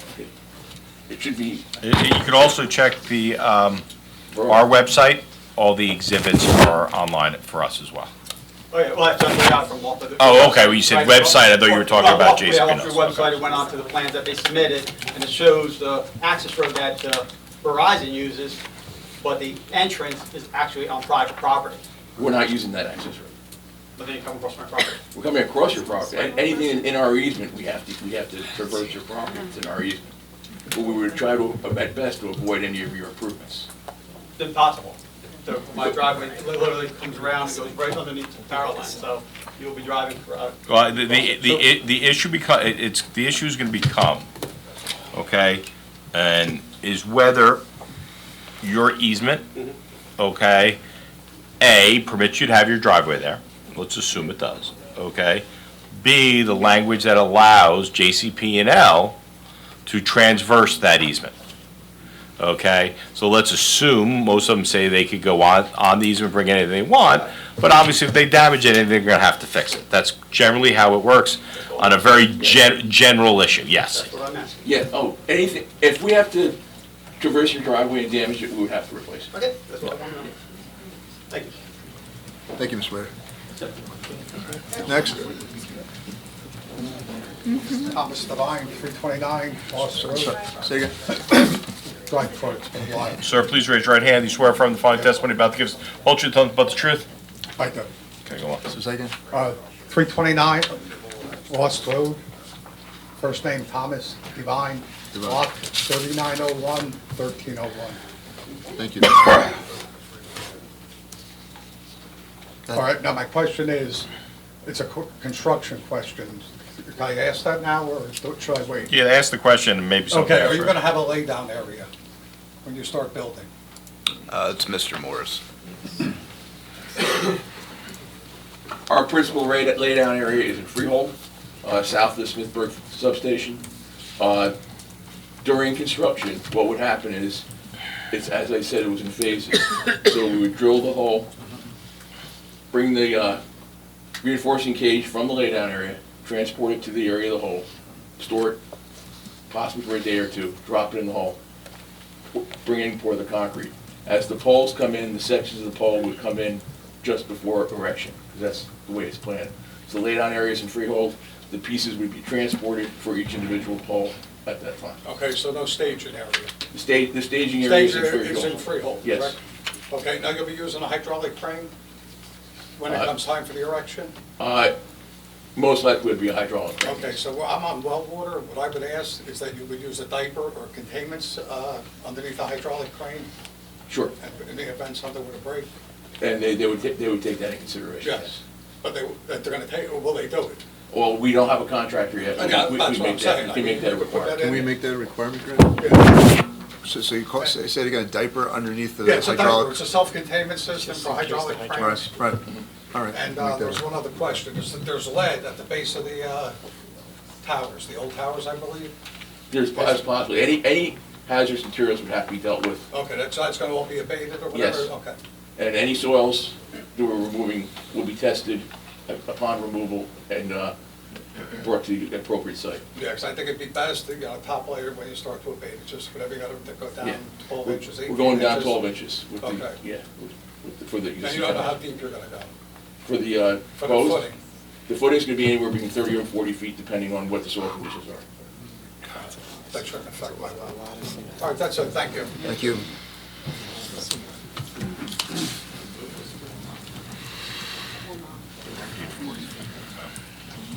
Sir, please raise your right hand and swear from the following testimony about to give us the whole truth, nothing but the truth? I do. You state your name and record, spelling last name, sir. Frank Scotto, SCOTTO, 125 Stagecoach. Okay. Thank you, Frank. Now, my understanding is the foundations, they're anywhere from 7 foot in diameter to 10 foot in diameter, and anywhere ranging from, what, 20 to 40 feet? 30 to 40. 30 to 40. How are they holding material up top when they're going to be drilling, correct? Yes.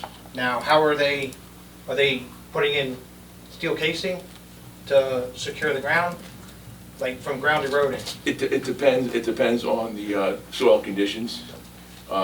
Typically, the ground is not a road around them. We drill, pump, drop the cage in, pour concrete. Now, I've been drilling for 9 years. I've done foundations for PSE&G. The top 10 feet usually tries to collapse, no matter where you drill. Then we put a casing in. So they put a casing. Now, how are they installing that casing? We haven't gotten the means and methods of the So contractor. if they're vibing a casing in the ground, millstone's basically on sand. So sound travels through sand quickly. Now, are they gonna have vibratory monitors? They would have to. Okay. Now, I know from my experience that sound travels, that vibration will travel through sand. And, how do I put this? When you're vibing casing, you can feel the vibration from a distance, basically. Yes. Now, what are those people are gonna feel from that distance? I couldn't tell you because I don't have the parameters of each and every hole, what the soil types are or anything. Okay. Okay. Do we need to make a recommendation though for, Actually, I do have one other question. I have a tower that's across the street from my house. There's 2 eagles that are in it. What are we gonna do about the eagles? There is an eagle's nest in the tower. Yes. that's all you need. So, Have you done an environmental, council, have you done environmental impacts, members of the public, an environmental impact statement for? Yeah. We did, we didn't get to Amy's testimony yet, our environmental consultant. When Amy comes and testify, you could ask her that question. okay, she's not in today then. She's probably not, it's already 9:40. Okay. Well, the environmental commission asked some questions about T&E study and stuff, so. So we'll get that next time. EC, Environmental Commission. Good, he could put that comment on the record, right? No, his comment's in the record of what are you doing about the bald eagles? The question is, he wants an answer, and I think the environmental one's the one supposed to give the answer. Okay. Well, if you, for some reason, you don't make it to the next meeting, I promise you, one of these board members is gonna ask the exact I'll same be here. question. Okay. Can I, what's your address? 125 Stagecoach. There's 2 eagles every day in the field across the street from my house. Is there a nest? There is a nest in the tower. I don't know if they're ospreys, but there's 2 eagles that go to that tower. And that was my one thing. I know PS ended up putting another structure and moving their nest and having it for them to nest on. They have a camera to it and everything. Everyone can view it online. This nest? No, not this A nest. different from one. PS up in Somerset. Okay, oh, okay. Where we did work up in Somerset. They ended up drilling another foundation next to the tower and moving their nest to that area. I'll address So- that next meeting. So, Mr. Scotto, can I ask a question? Go ahead. It seems like you have a little experience with this type of work. In your professional experience of drilling, et cetera, have you noticed, significant amounts of wildlife being displaced by this type of construction? During the construction, they do move, but after the construction's over, they do come back in the area. But like, there's areas like, we worked in the Great Swamps, and it's a whole environmental thing in the Great Swamps. They matted the entire area out, they had to disinfect every mat that they put in, and they put in thousands of mats. It took them over 3 months to lay mats throughout the whole Great Swamps. And foundations were anywhere from 10-foot diameter to 14-foot diameter, ranging in footage of 60 feet to 120 feet. And cages were built on site for them. And any wildlife or anything that would approach the area, like in the Great Swamps, they had turtles. And if you approach a turtle, they ended up stopping work at all costs for the turtles. Salamanders were another area. They had salamanders come out, they had environmentals on the job, and they stopped all work because of salamanders. but nobody disturbed anything. All right, so we can discuss more of this at the environmental. Yes. Yeah. Thank you very much. Thank you.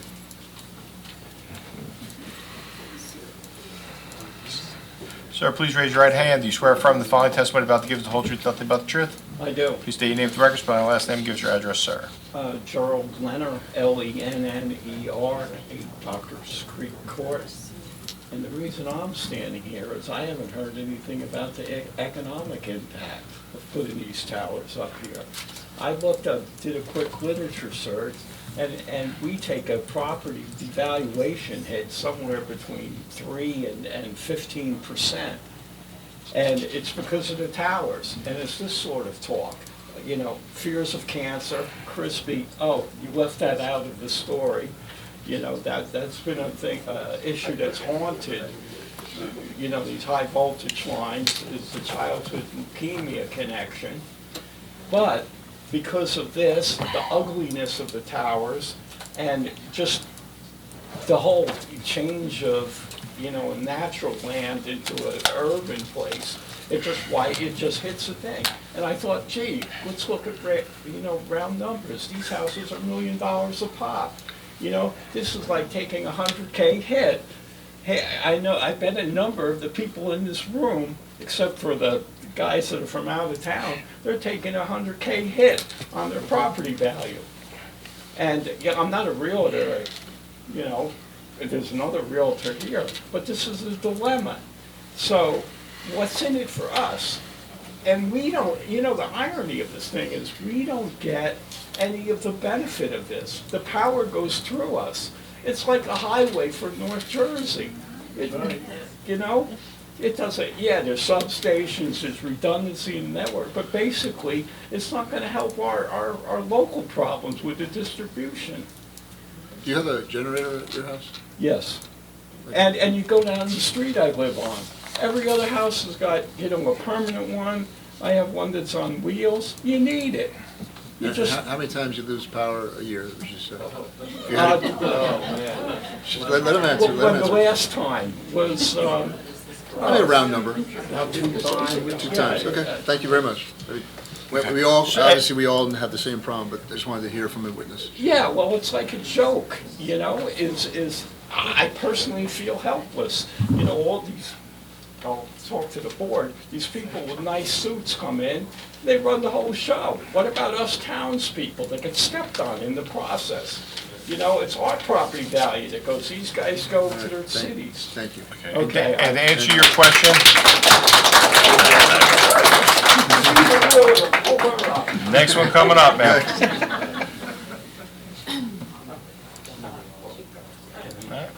Ma'am, please raise your right hand. Do you swear affirm the following testimony about to give us the whole truth, nothing but the truth? Yes, I Please do. state your name for the record, spelling your last Debbie name. Zamel, I live at 16 Hope Drive in Millstone. Last name spelled, please. Demille. Thank you. And I can attest, I'm a licensed realtor. The closer you are to these towers, the more you're going to lose value. Anywhere to 5 to 20%, not 16%, it's more like 20. So that's how it went. But speaking to what happened today, I just want to make a statement first. I've lived in Millstone over 20 years. I love this town. I love the people in this town.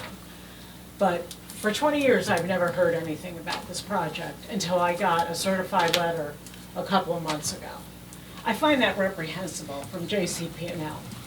You know, that they never brought it to the people, never talked to us about it, and never let us know about it. I have an easement. I will not sign over an easement to you.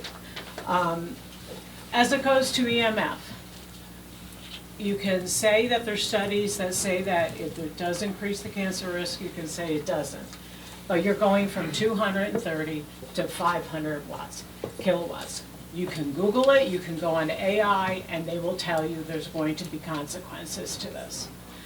I want to know if JCP&L is going to, for each property that's affected, do an EMF modeling before and after for each property. That will tell you the predicted magnetic and electric field levels at each house. I believe it should be done, and I believe JCP&L should pay for it. We have a right to know what effect it's going to have on us and on our children.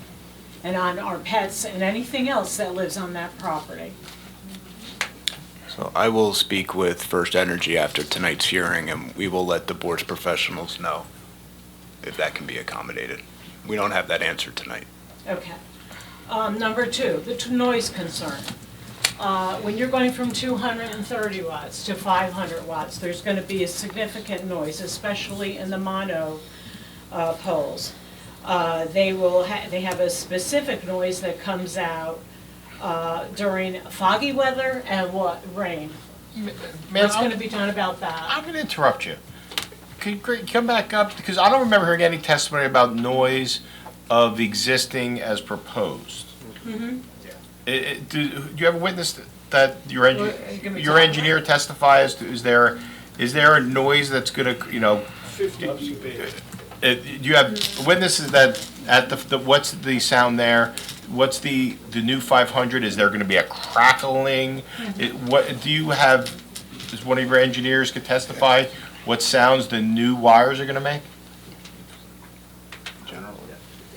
I think, Mr. Brown, I think that's because I know the board. There is going to be a sound. Well, we're There's gonna. going to be a significant- I mean, I have relatives in other states, and they say it's very loud. Yeah, there is a noise associated with it, as she stated. New Jersey does have a requirement that must be met to the edge of the right-of-way, which is 50 decibels. And so we are able to meet that state requirement. Have you done a sound study? We have performed some analysis, yeah. Okay. The closer you are to the pole. Why the more you can hear. don't you spit those noise studies to Mr. Shafai before the next meeting? So I don't think they're noise studies. I think there were some. Just an analysis that we've done. Not a Well, whatever it is, if you provide it to Mr. Shafai, if it's not a study, if it's a Excel spreadsheet, whatever it is. And I got a question for you while you're up here. And I apologize, Matt, for taking a couple seconds of time.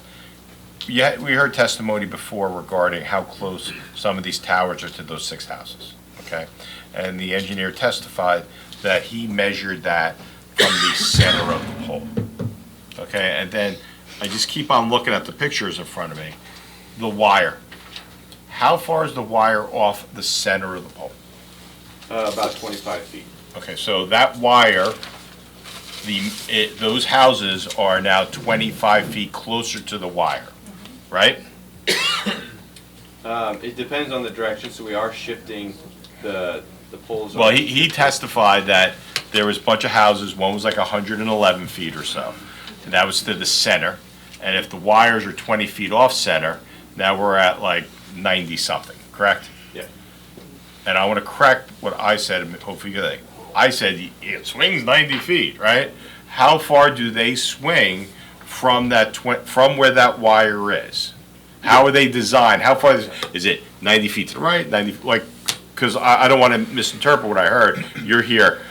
Certainly. Yeah, Okay. yeah, apologize if that was, miscommunication. It was me. That's why I want you to answer it correctly. So the wires at rest are 25 feet offset from the center.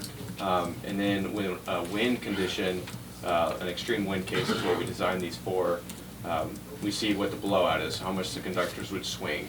And because of these long spans, they could sag up to 40 feet, which means they can swing up to 40 feet. Now, this is worst case scenario. 40 feet from center. 40 feet from 25 feet. From their offset. 25 center. So 65 feet from the pole. So another 40 feet. Now we're about, 65 feet. Closer. Away from. Closer. Okay. And then per National Electric Safety Code, FE requirements, we need about 20 feet of clearance distance for it to be considered safe. And so if you add another 20 to the 65, that's 85. So now we have about a 5-foot buffer for like tree growth. So that's how you get to that 90. All right, thanks for correcting. Yeah. I just have a Mr. Brown question while he's here. Sorry. I'm sorry for cutting into your time, but all of this, and I'm sorry for asking okay. questions if they sound silly, but I like to learn, and I think everybody should hear whatever everybody has to say and ask. So the other engineer testified that, the weak point in the poles is in the line direction. Okay, well, if things are swinging in the opposite direction across the poles, And if the line direction of the poles is, I think, is the strong link, and the other direction, the horizontal direction across the poles is the weak link, and you have a home that's in a potential drop zone for these poles, what is the wind strength that could make something like that fall over? So, I guess to kind of address the first part of that question, these are 8-sided cylinder poles. So the strength is consistent in any direction. There's no necessarily weak direction. We do design these for an extreme wind case, up to 102 miles per hour. So they are pretty resilient when it comes to that. Okay. So they're considered hurricane rated and tornado rated? Because I've lived through Hurricane Sandy, and we had significant high winds that got up to 90-some miles an hour. What is the odds of one of those towers falling? I mean, because you have houses that are 113 feet away, and they're 186 feet, 190 feet tall. I mean, would you want to be living in that house? If those winds came through? You don't have to answer the last one. I mean, that's why we designed such a high wind to help with that safety.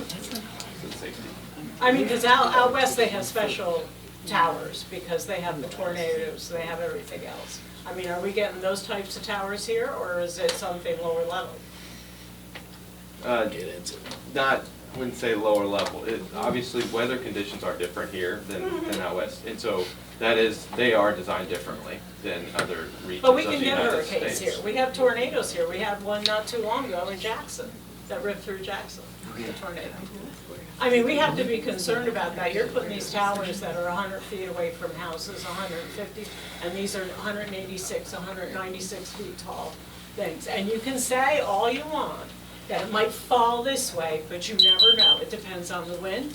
It depends on the physics of which way that tower is going to fall. To kind of what was testified earlier, the wires are in tension along the right of way, and so in order if the pole is to fall, that they're being pulled along the right of way, and so it pretty confidently can say that's the direction they're going to fall. Wires are only as taut as they are. It's not going to hold them. I mean, how much does a tower weigh? That range is pretty significant. It depends on the Physics. If you have something falling, you have wind pushing, unless those wires are cables that are like this big, it's going to fall where it wants to fall, where the wind's pushing it. Well, hold on a second. You're the professional. What's your opinion on her question? Will it, 50% of chance, 60% of chance it will fall only within the lines? What is your professional? I mean, let him answer the question. Look at the percentages, okay? Yeah. I mean, you know, Can you let him answer the question, then? Somebody on physics, okay? So, I'm just saying, what is the percentage that? That's right. So let the professional answer. And we got other people we have to want to come up. percentages. Yeah, I can't say, like, I can't give. You don't have that number? Yeah. Okay, that's your answer? Yeah. You don't have that number, okay. Ms. DeMille, I do have one question for you before you sit down. You said you were here during Sandy. Yeah, I was here How long were you out of power? I was out of power a week. 1 full week? 1 full week, and then it That's came back, and we had the snowstorm, and I Right. was out of power another week. Another week, so 3 full weeks. You were 2 out of weeks. power. Well, 2 full weeks, okay. 2 Thank full you. weeks. Thank you. Yep. Thank you. Thank you. All right, next. Greg, did you say there would be a noise testimony or a study submitted? That's what, yeah. That's what you said. You sleeping? We don't have it. Wait, you can't hear on this end. You can't, we can't hear on this end. Sir, please. Sir, everyone, please. Sir, please raise your right hand. Do you swear or affirm the following testimony about to give is the whole truth, nothing but the truth? Please state your name for the record, spelling your last name, sir. Christopher Deal, D-I-E-H-L, 39 Backbone Hill Road. I have an easement with a proposed tower. My first question is in relation to the 200 feet. I'm on the Cuesta going through, South Jersey. So Stagecoach is probably 150 feet elevation lower than where the tower is on my house. Like, I'm on one of the higher points in Millstone. I have flyovers all the time. I have the refuelers flying over. We're in a section for Wall Airport today. Like a little jet flew right over the tower. For that 200 feet, is that based off of sea level, or is that based off of ground level?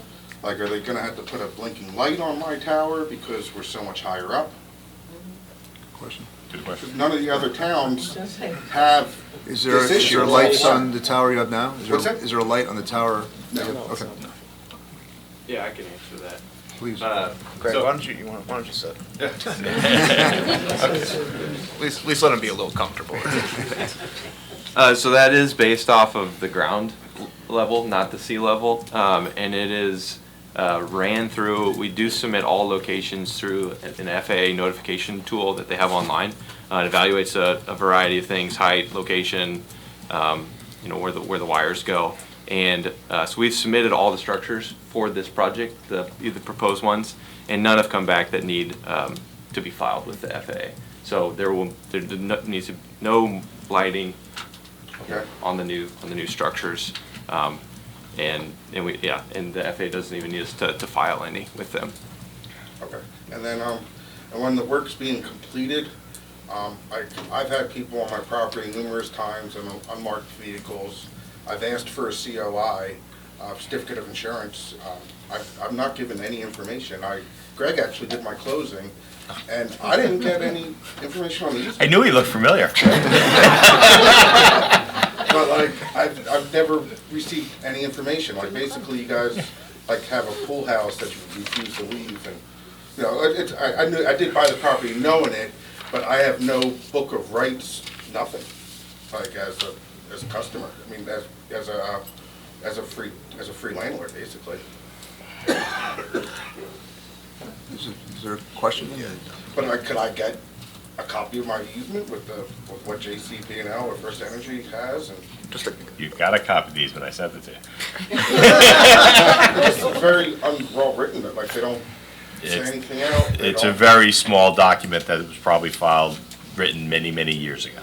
Yeah, and then just I've asked repeatedly to be told if someone's going to be on my property, and I've never received any notification. Like, I have my dog outside, and all of a sudden there's 4 random strangers.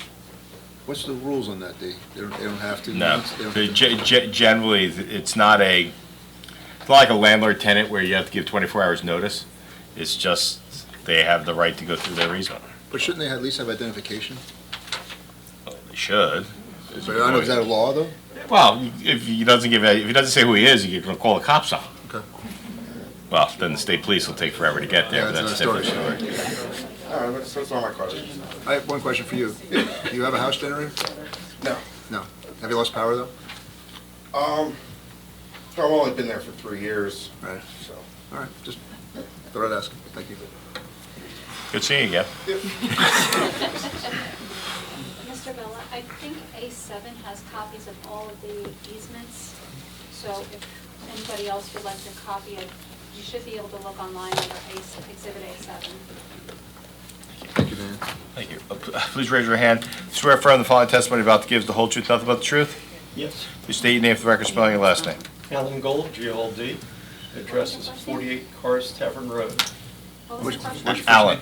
Alan, A-L-A-N. I didn't get the address up, I'm sorry. 48 Cars, C-A-R-R-S, Tavern Road. Thank you. 2 points that I'd like to make. Somebody raised the question of noise. I played golf at Charleston Springs. When I walk under those power lines in the summer when the air conditioning is running, it is extremely loud. And that's, what is it, 200 kV? 230. 230 kV? 30, yeah. So I would be concerned about the higher voltage. And the other point I'm concerned about is, again, playing golf at Millstone Township, the 8th hole on the south course. They took down all the trees along the fairway for about, probably close to 200 yards. And I was told it was the power company because that hole, the trees were between the edge of that property and the power lines. I don't know if the power company took them down, but that's what they told me, this was many years ago. So are they gonna be taking down all kinds of trees? I mean, trees are Yes, part of what the yes, township they're is. taking Over a few 3,000. thousand. I mean, and I don't see what the reason was why they took down those trees. They weren't big enough to hit the power line. I think the number is 3,400 some odd trees. It's all in their easement. It's all in there. And so, to me, there's no rhyme or reason why they were even taken down. Sorry, is that, can the rest of the public find that information? Where is it located? Trees? The number you just came up with, It yeah. was 34, So I just want to step in here before we Yeah. have misinformation, and let's make That's sure what we I'm have the asking. Where's the numbers data? right. Right, So where's the our data? environmental consultant has not testified yet. We didn't even get into tree clearing yet, so that number is wrong. And who's yes. clearing the trees? And Ms. Jones will clarify. For the sake of this part, Yes, you know, what's the number? So the number is 2,060. Do I have that right? 2,060. Okay, sir, again, I mentioned about the Eagle one. When the lady testifies, you can then ask questions about the tree removal. And we will fully testify about the trees when Ms. Jones testifies at the next Of the hearing. 2,060 that you're claiming today, what is the caliper size? And is there trees that are smaller than those calipers, that the minimum caliper size is included in that? And so we will get into all of that when Ms. Jones testifies. I don't think it's fair for us to start discussing it before she puts her Well, testimony. Ms. Jones, you heard the question, so you'll address it. I'm ready. Okay, write the note down. But the noise should be addressed too, because it is extremely Yes, loud. we'll take care, we'll have that also addressed. Yes, we've already addressed that for them, we'll get some information. Thank you. And please raise your right hand. You swear from the following testimony about to give us the whole truth, nothing but the truth. Yes, sir. Please state your name for the record, spelling your last name, ma'am. Tara Tremarche, Trimarche, 7 Doctors Creek Court, lot 45, actually block 45, 1108. I actually have a whole bunch of random questions, but you talk about this like it's a done deal. Is this a done deal? No. Okay, all right. Nothing's done at all. Because, this little chatter that people say is a done deal. And then when you're asking questions, you're talking like about construction and all this stuff, so I just want to understand that. I would like to know specifically what type of tower it will be behind my house. As I am a local realtor, and I interviewed several local realtors that have had properties, including myself, who have had properties that have been seriously affected by the wires behind their house, the towers, and it's been significant. Some of them on Carriageway, some of them on Equine Run. You say affected, what do you mean by Like affected? affected, like where people didn't want to, the buyer stigma of just coming into Millstone, just buying into Buying a or selling. rural community, buying a $1.5 million house, a house that should be $1.5 million, but they can't get that number because they're going under those high tension wires. And now these wires are now going to get a lot bigger. I bring up the Equine Run tension wires, and the reason is because those particular lines, you have to go under them every day. So there's been several houses on that particular street that were in that situation where they couldn't get their price, and they had to sell it significantly lower. When you say affected, weren't the lines there before the houses were built? Yes. So how are they affected by lines? Resale value. So beautiful homes, Yeah, but I'm just resale saying, value. the But lines were there now, first. but now you put bigger That's a different story. towers That's a different that are story. now making a substantial amount of more noise. All right, let's get to your question specifically. Okay. Did you get her address? Do you know what tower is going next to her property? It would be behind me. It would probably be the one that's next to 8 Tim Pedler, and it runs. Yeah, so we can look into that. Well, she's asking a question. She's up here. You know what tower is going behind her? We'll have Mr. Morris find it on the site plan. Okay. Because I'm not looking to stay in Millstone forever, I'm looking to leave with I have a 2-year plan, I want to get out of here. However, I want to go to Florida, I want to do that whole thing, my kids are now grown up. But the issue is now we have to disclose it. Now we have to disclose the fact that now there's a proposal for this particular project. And when you look at my beautiful, great big home that should be $1.5 million, now you see the tower behind my house only in the winter. You don't see it. And I'm Jerry's neighbor. But now if you make that tower X amount larger, 40, 50, 60 feet larger, now it's an eyesore. Okay?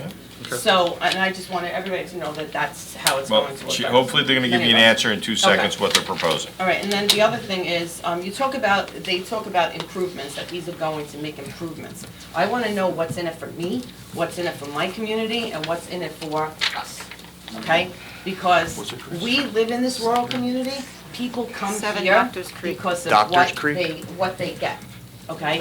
They're not looking to buy in this community to be back in the suburbs. And, you know, you can't compare us to East Windsor, okay? That's, you know, East Windsor, you know, that's everybody's connected and, you know, you have, but, you know, improvements, what improvements? There was some testimony last meeting from Mr. Hosempa, but I think we should have him again. Maybe he can answer some of these questions. Will he be available next meeting? Where are you from, KC or something? Mr. Hozempa's from Pittsburgh. Pittsburgh, that's where he was.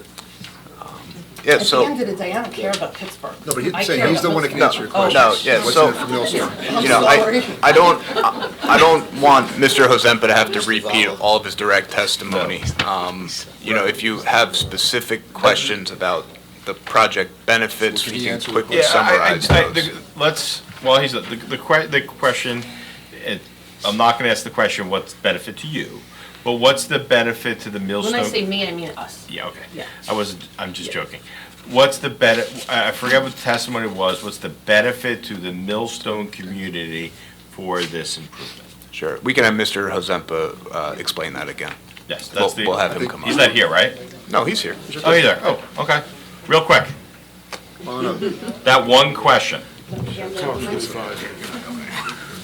Well, again, understanding how the electric system operates helps understand how the thing goes to Millstone, particularly. You gotta speak into the mic, no one can hear you. Structure. So I got a little bit of a cold too. Then lean into the mic and get everyone set. Daniel, make sure it's on. On it, time's out.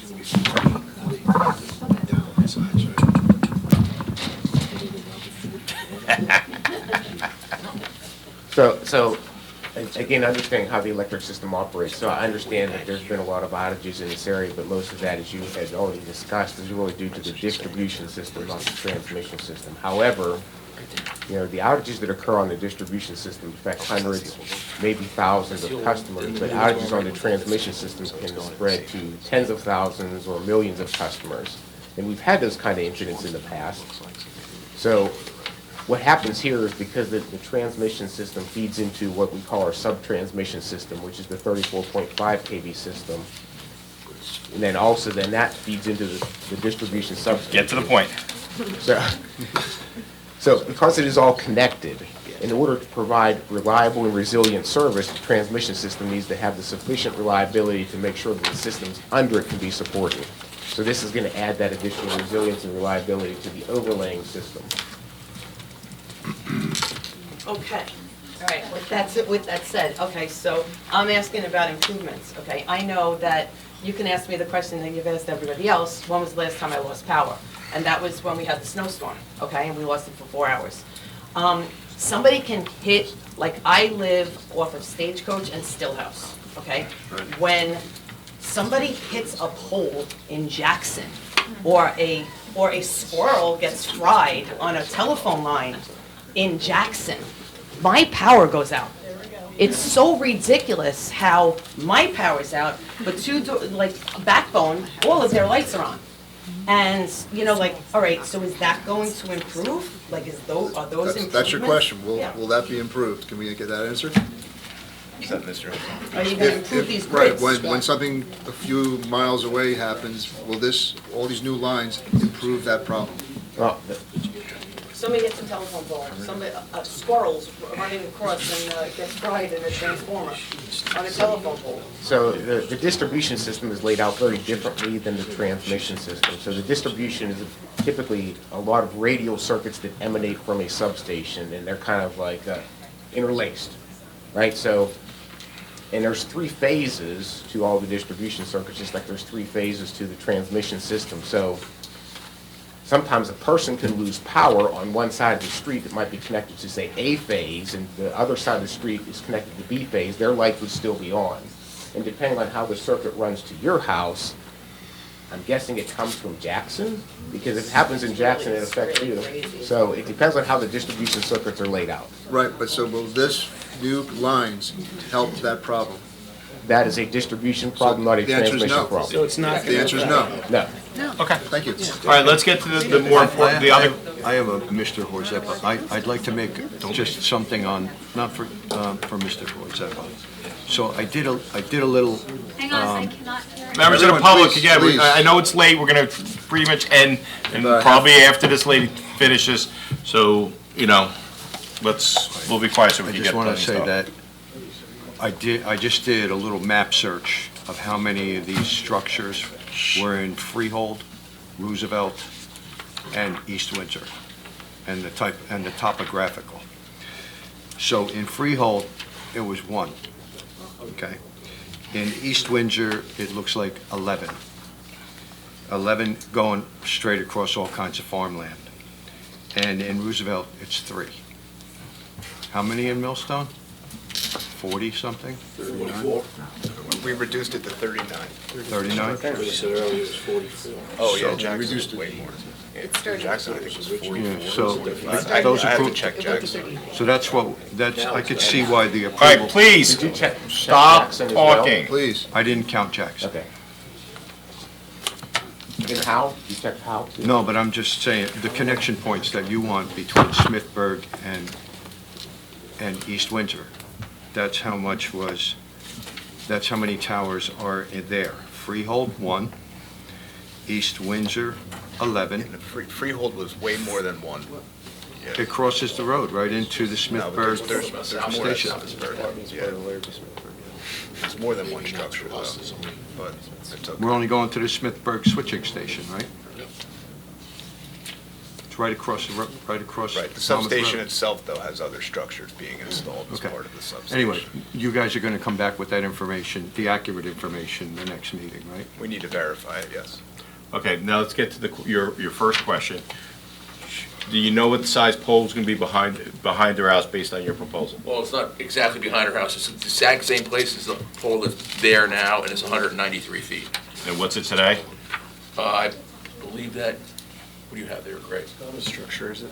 It's 45. It's 45? No, structure number Structure 45. Oh, okay, so you said it was He's asking 45 what feet. structure Is it 128? 128. 128 now? Yep.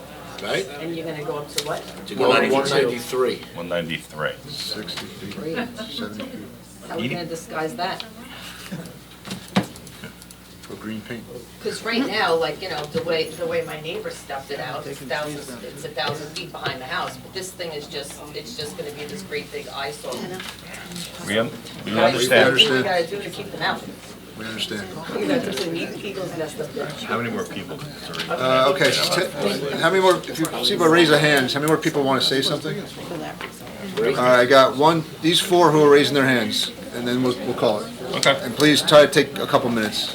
Thank you. Sir, please raise your right hand and swear affirm the fine testimony about to give the whole truth, nothing but the truth. Please say your name for the record, give us your address, sir. Dan Murphy, 38 Carriage Way. Members of the Please. public, we're gonna end the meeting in 6 seconds if you continue to talk. Please. Go ahead, Ms. Murphy. I didn't get his address, I apologize. 38 Carriage Way.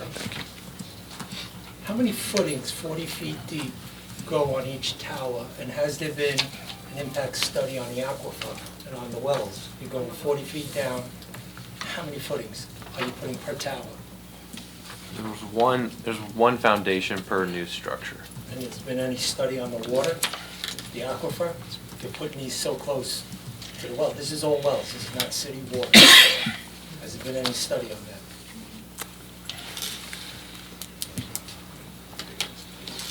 No, there has not.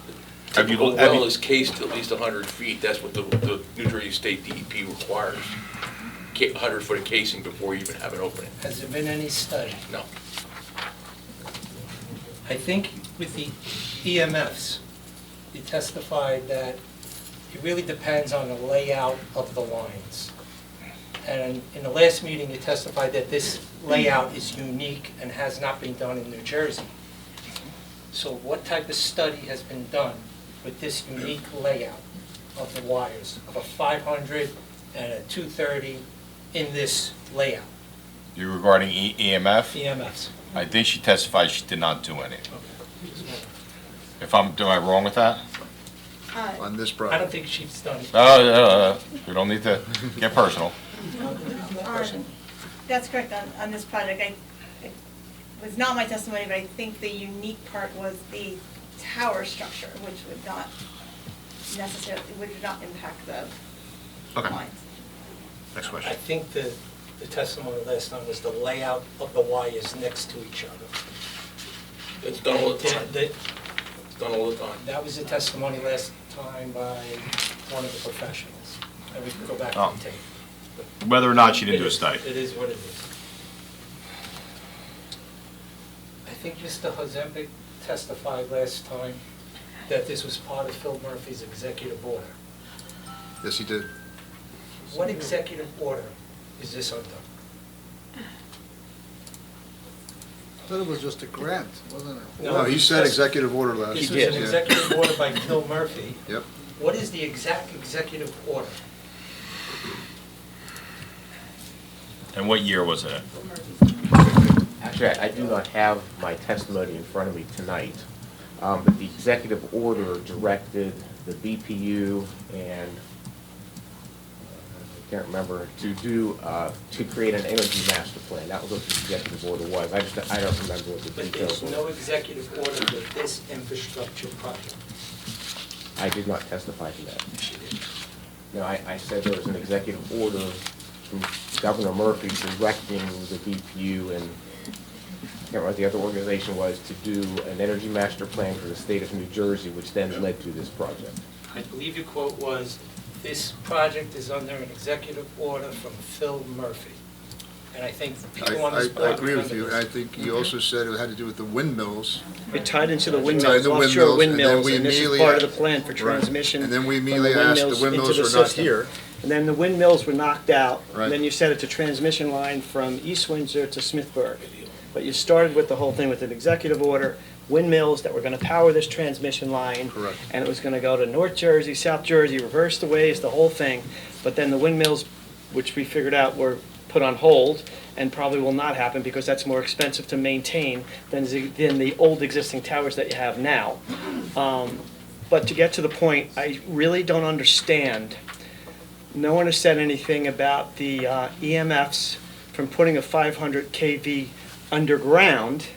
Is there a deduction EMF release or compared to the overhead? Okay? You want to bring the system up to date. Well, to me, bringing it up to date, like any other town, city across the country, everything's going underground. So I don't understand that. I understand you guys want the easy path. The easy path is to just retro an old system and make it new. But that doesn't benefit, and we're going to be footing the freight for that, which we will, as you admitted the last time. We're going to pay for that. So we're going to pay for that improvement and then take a hit on our houses? You guys took the easy path. That doesn't help out the residents. So I don't understand why no one has done any other study besides, let's just use the old system and retro it new. I think we talked about that last time, and they said it was expensive to dig the holes. I is what they don't were understand how it could be expensive when we live in sand and clay. You're in a wide-open 180-foot buffer that's clear open. Manalapan is going through a transition of natural gas pipelines from Texas all the way through the town of Manalapan. 2-foot pipes are being dug underground. There's no problem with them putting a pipe underground. I don't understand why we can't put a cable in an open field that's right there. You guys are taking the easy path. The easy path is to put up those ugly towers at our expense, and we take the hit on it. We're an environmentally sensitive community. Aesthetically, I will. Yep. But I'm just trying to say to you guys, you're telling us all these things, but no one has ever looked into any of these other items. You guys took the easy path. You did.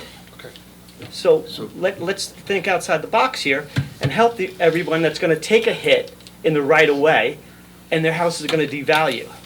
because of the aesthetics of this project. It's not a benefit, it's a hit on these people.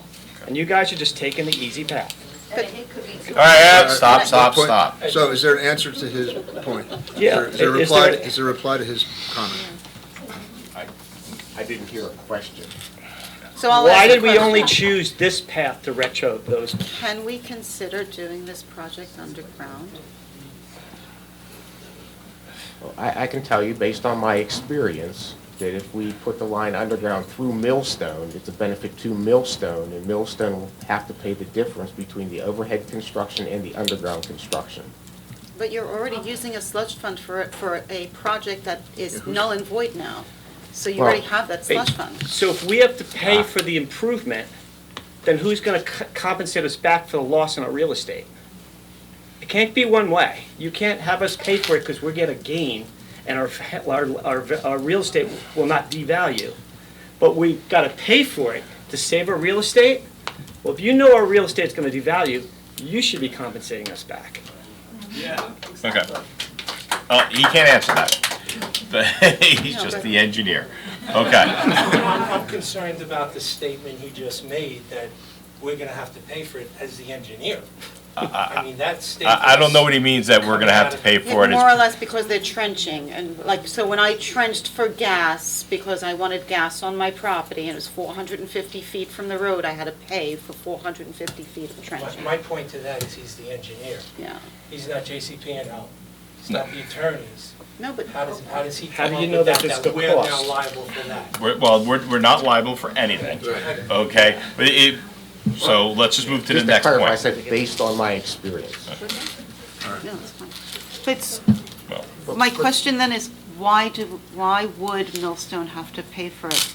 If you're still, is it more expensive to trench underground than to use all of these galvanized steel 192-foot 40-foot footings and You know, cages? that's just, it's just dirt. Let him answer. Yes, it is more expensive. Do you have a budget of what's the differential? We have not done any estimates to determine what that is, but typically we see 5 to 10 times the increase in cost to go underground with transmission. Mr. Jose, but what are some of the also negative parts of going underground versus overhead?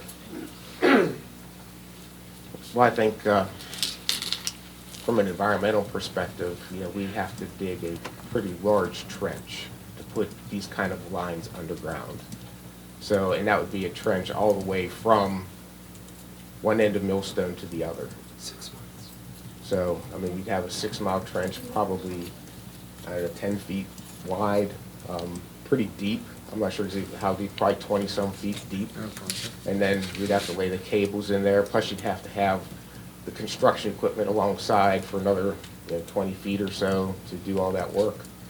And that gets covered in concrete, and when it's all said and done, yes, it looks good, but while it's going on, it's pretty devastating to the environment because it's a continuous trench. And what happens if there's an issue underground? Do you have to go back in there and dig it back up and figure out what the issue is and then have to cause more disturbance? Well, the thing about an overhead line is when something goes wrong, it's easy for us to find because we can see it. If something goes wrong on an underground line, we can't find that, and then when we do find it, we have to dig all that up and replace all that equipment and then fill that all back in, so. What could go that- wrong in an Yeah, I'm trying to underground figure line? that out. Yeah, as an engineer, what could go wrong in underground? Exposed to weather or hidden underground. I would think exposed to the elements of weather would be more detrimental to the system than something that's buried out of the weather. Well, because the cables have a coating on them to protect them, so that epoxy eventually breaks down, and then it also does get exposed for things like a lightning strike to travel underground and cause that cable to fail. And we do our best to protect against that, but that still occurs. So it doesn't eliminate all the problems. It does make them more complicated to fix, and it takes much longer for us to do those kind of repairs as well. So would the environmental disturbance be greater if we went underground as compared to the project that's being presented to the board this evening? In my estimation, it would be because you'd have this big trench for 6 miles. in a current easement, right? In an easement. There's already an easement there. We're not taking down 22,000 trees. 22,000. You're in clay and sand, and wires going underground all over the country. Not a A natural gas line is being run from Texas through Manalpa now, underground, through swamp, through everything. Environmental studies, impacts have been done, and it's gone. It's going on right now. Drive through Manalpa. You'll see it going on. All right. Through developments, and they clean it back up. You don't even know it's there. Do you, do you have any more questions, Mr. Murphy? Can we got to move it along because we got still a few more people to Are these towers and lines expandable for the future? Can you add more lines to it whenever you feel like it? If you need more power and you need to go up in voltage? They are designed for a double circuit 500 kV, but currently, there's one 230 kV and 500 kV. 5 more data centers and we're going to put another 500 line and we'll never even know about it. So they are designed to be able to support another 500 kV structure. Replace. It would replace the 230. with the 500. Yeah, it would replace it. So So the answer only is yes, only they two could- circuits. They could replace the 230 with the 500. These wires, you say swing. Are they swinging above the FAA limit? No. No. They're not going higher? Homes that are next to the lines, the towers, are not the only homes that are affected. If you're not near the tower and you're further away, a lot of these current towers are at the tree lines. Now you put 40 feet on top of these, and people who were never even near towers, it's like looking at King the Car from Great Adventure, 6 miles through Millstone. So this is not just because we got letters effect. This affects the entire Millstone community. You're driving through, and you see these towers shooting up through Millstone. The entire environmental Millstone is gone. We allowed this. This entire application is disingenuous. People's testimony has changed. The environmental is just reading from a book and from reports. It is completely disingenuous. The entire project from the beginning was described as the windmill project. Then it was transformed to redundancy. And now we hear they're going to take down all these lines and we could reroute it right now. So we already have redundancy in the town. They said they could rerun the line so nobody loses power.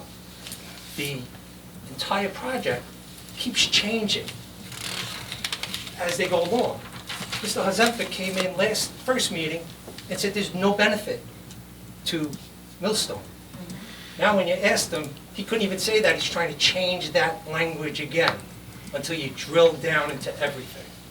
This entire application is disingenuous. Thank you, Mr. Murphy. Thank you, Mr. Murphy. Appreciate it. All right, we had 2 more people, I believe.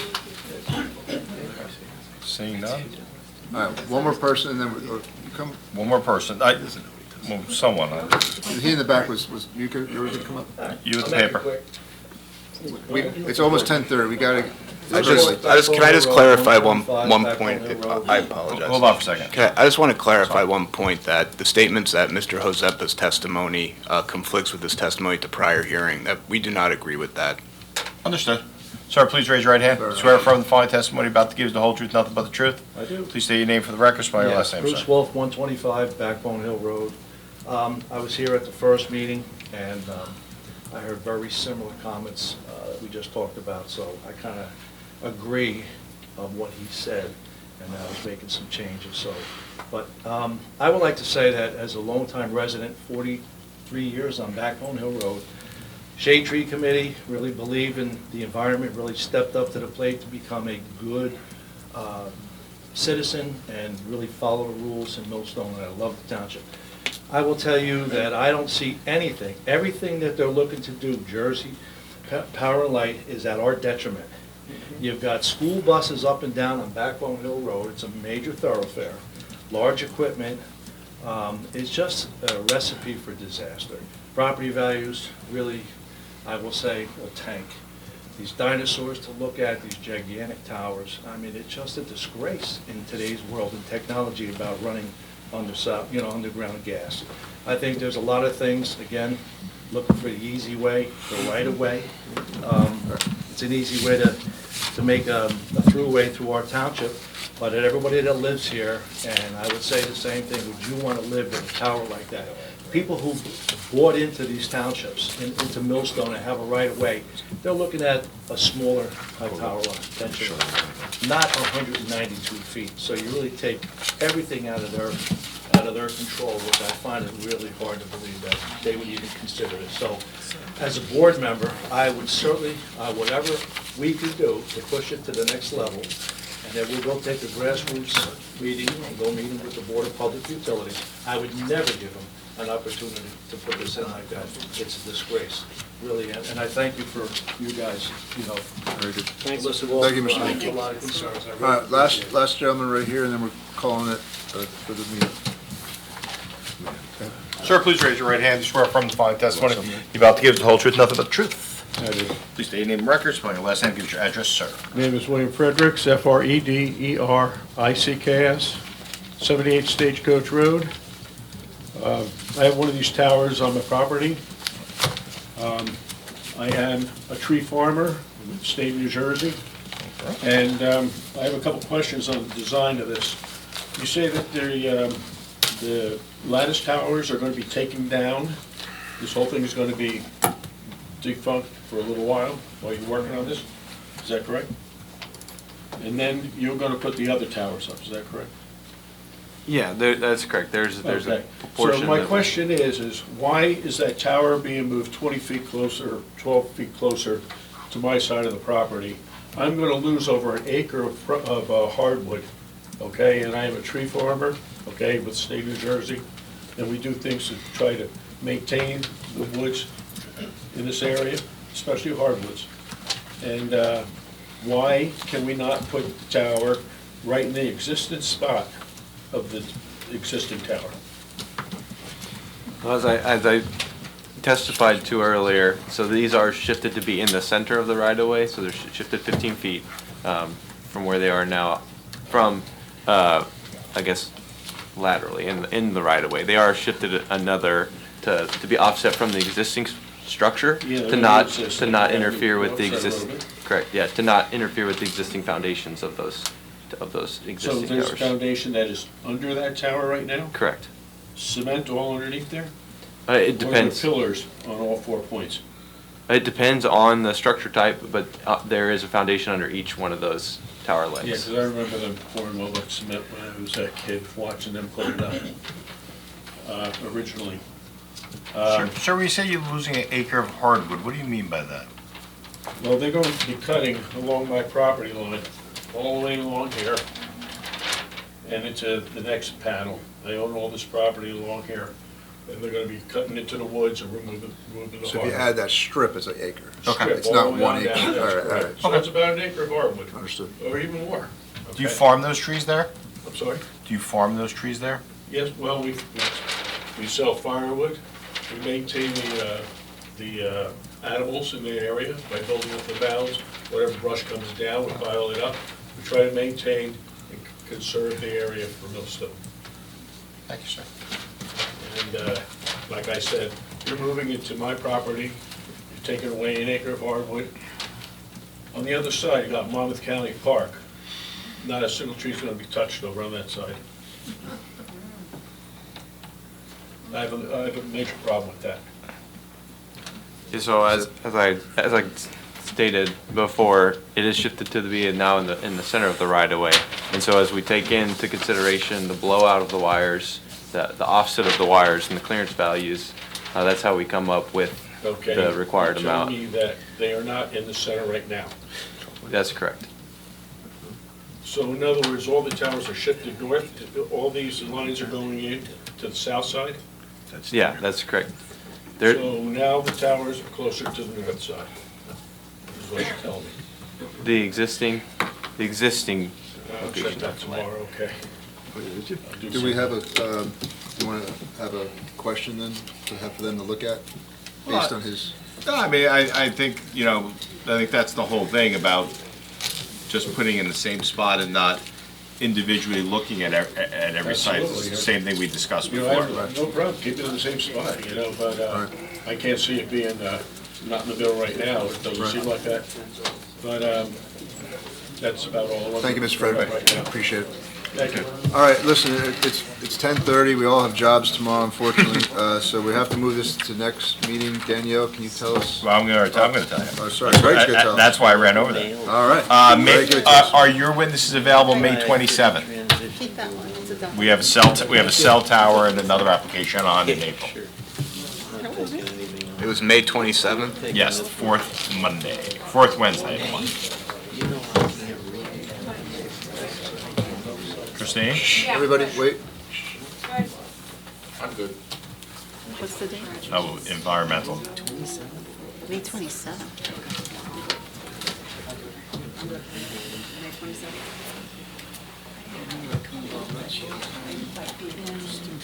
She doesn't need to be here. Members of the public, we're gonna announce when the next meeting is, so I don't know why you're leaving. That works for All right, members of the public, this application is to be carried to May 27th at 7:30 PM in these chambers.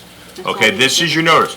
All you people who have cell towers on your property that got certified mail, you will not get it again. This is your notice, May 27th at 7:30 PM. We will not discuss it at the April meeting, so you don't have to worry about coming, okay? I think we need an extension of time, council. Is that acceptable to you? Yes, we'll send that in. Thank you. All right, do we have any other comments? Motion to adjourn? Second. Meeting is now adjourned. My wife is going to. First, second.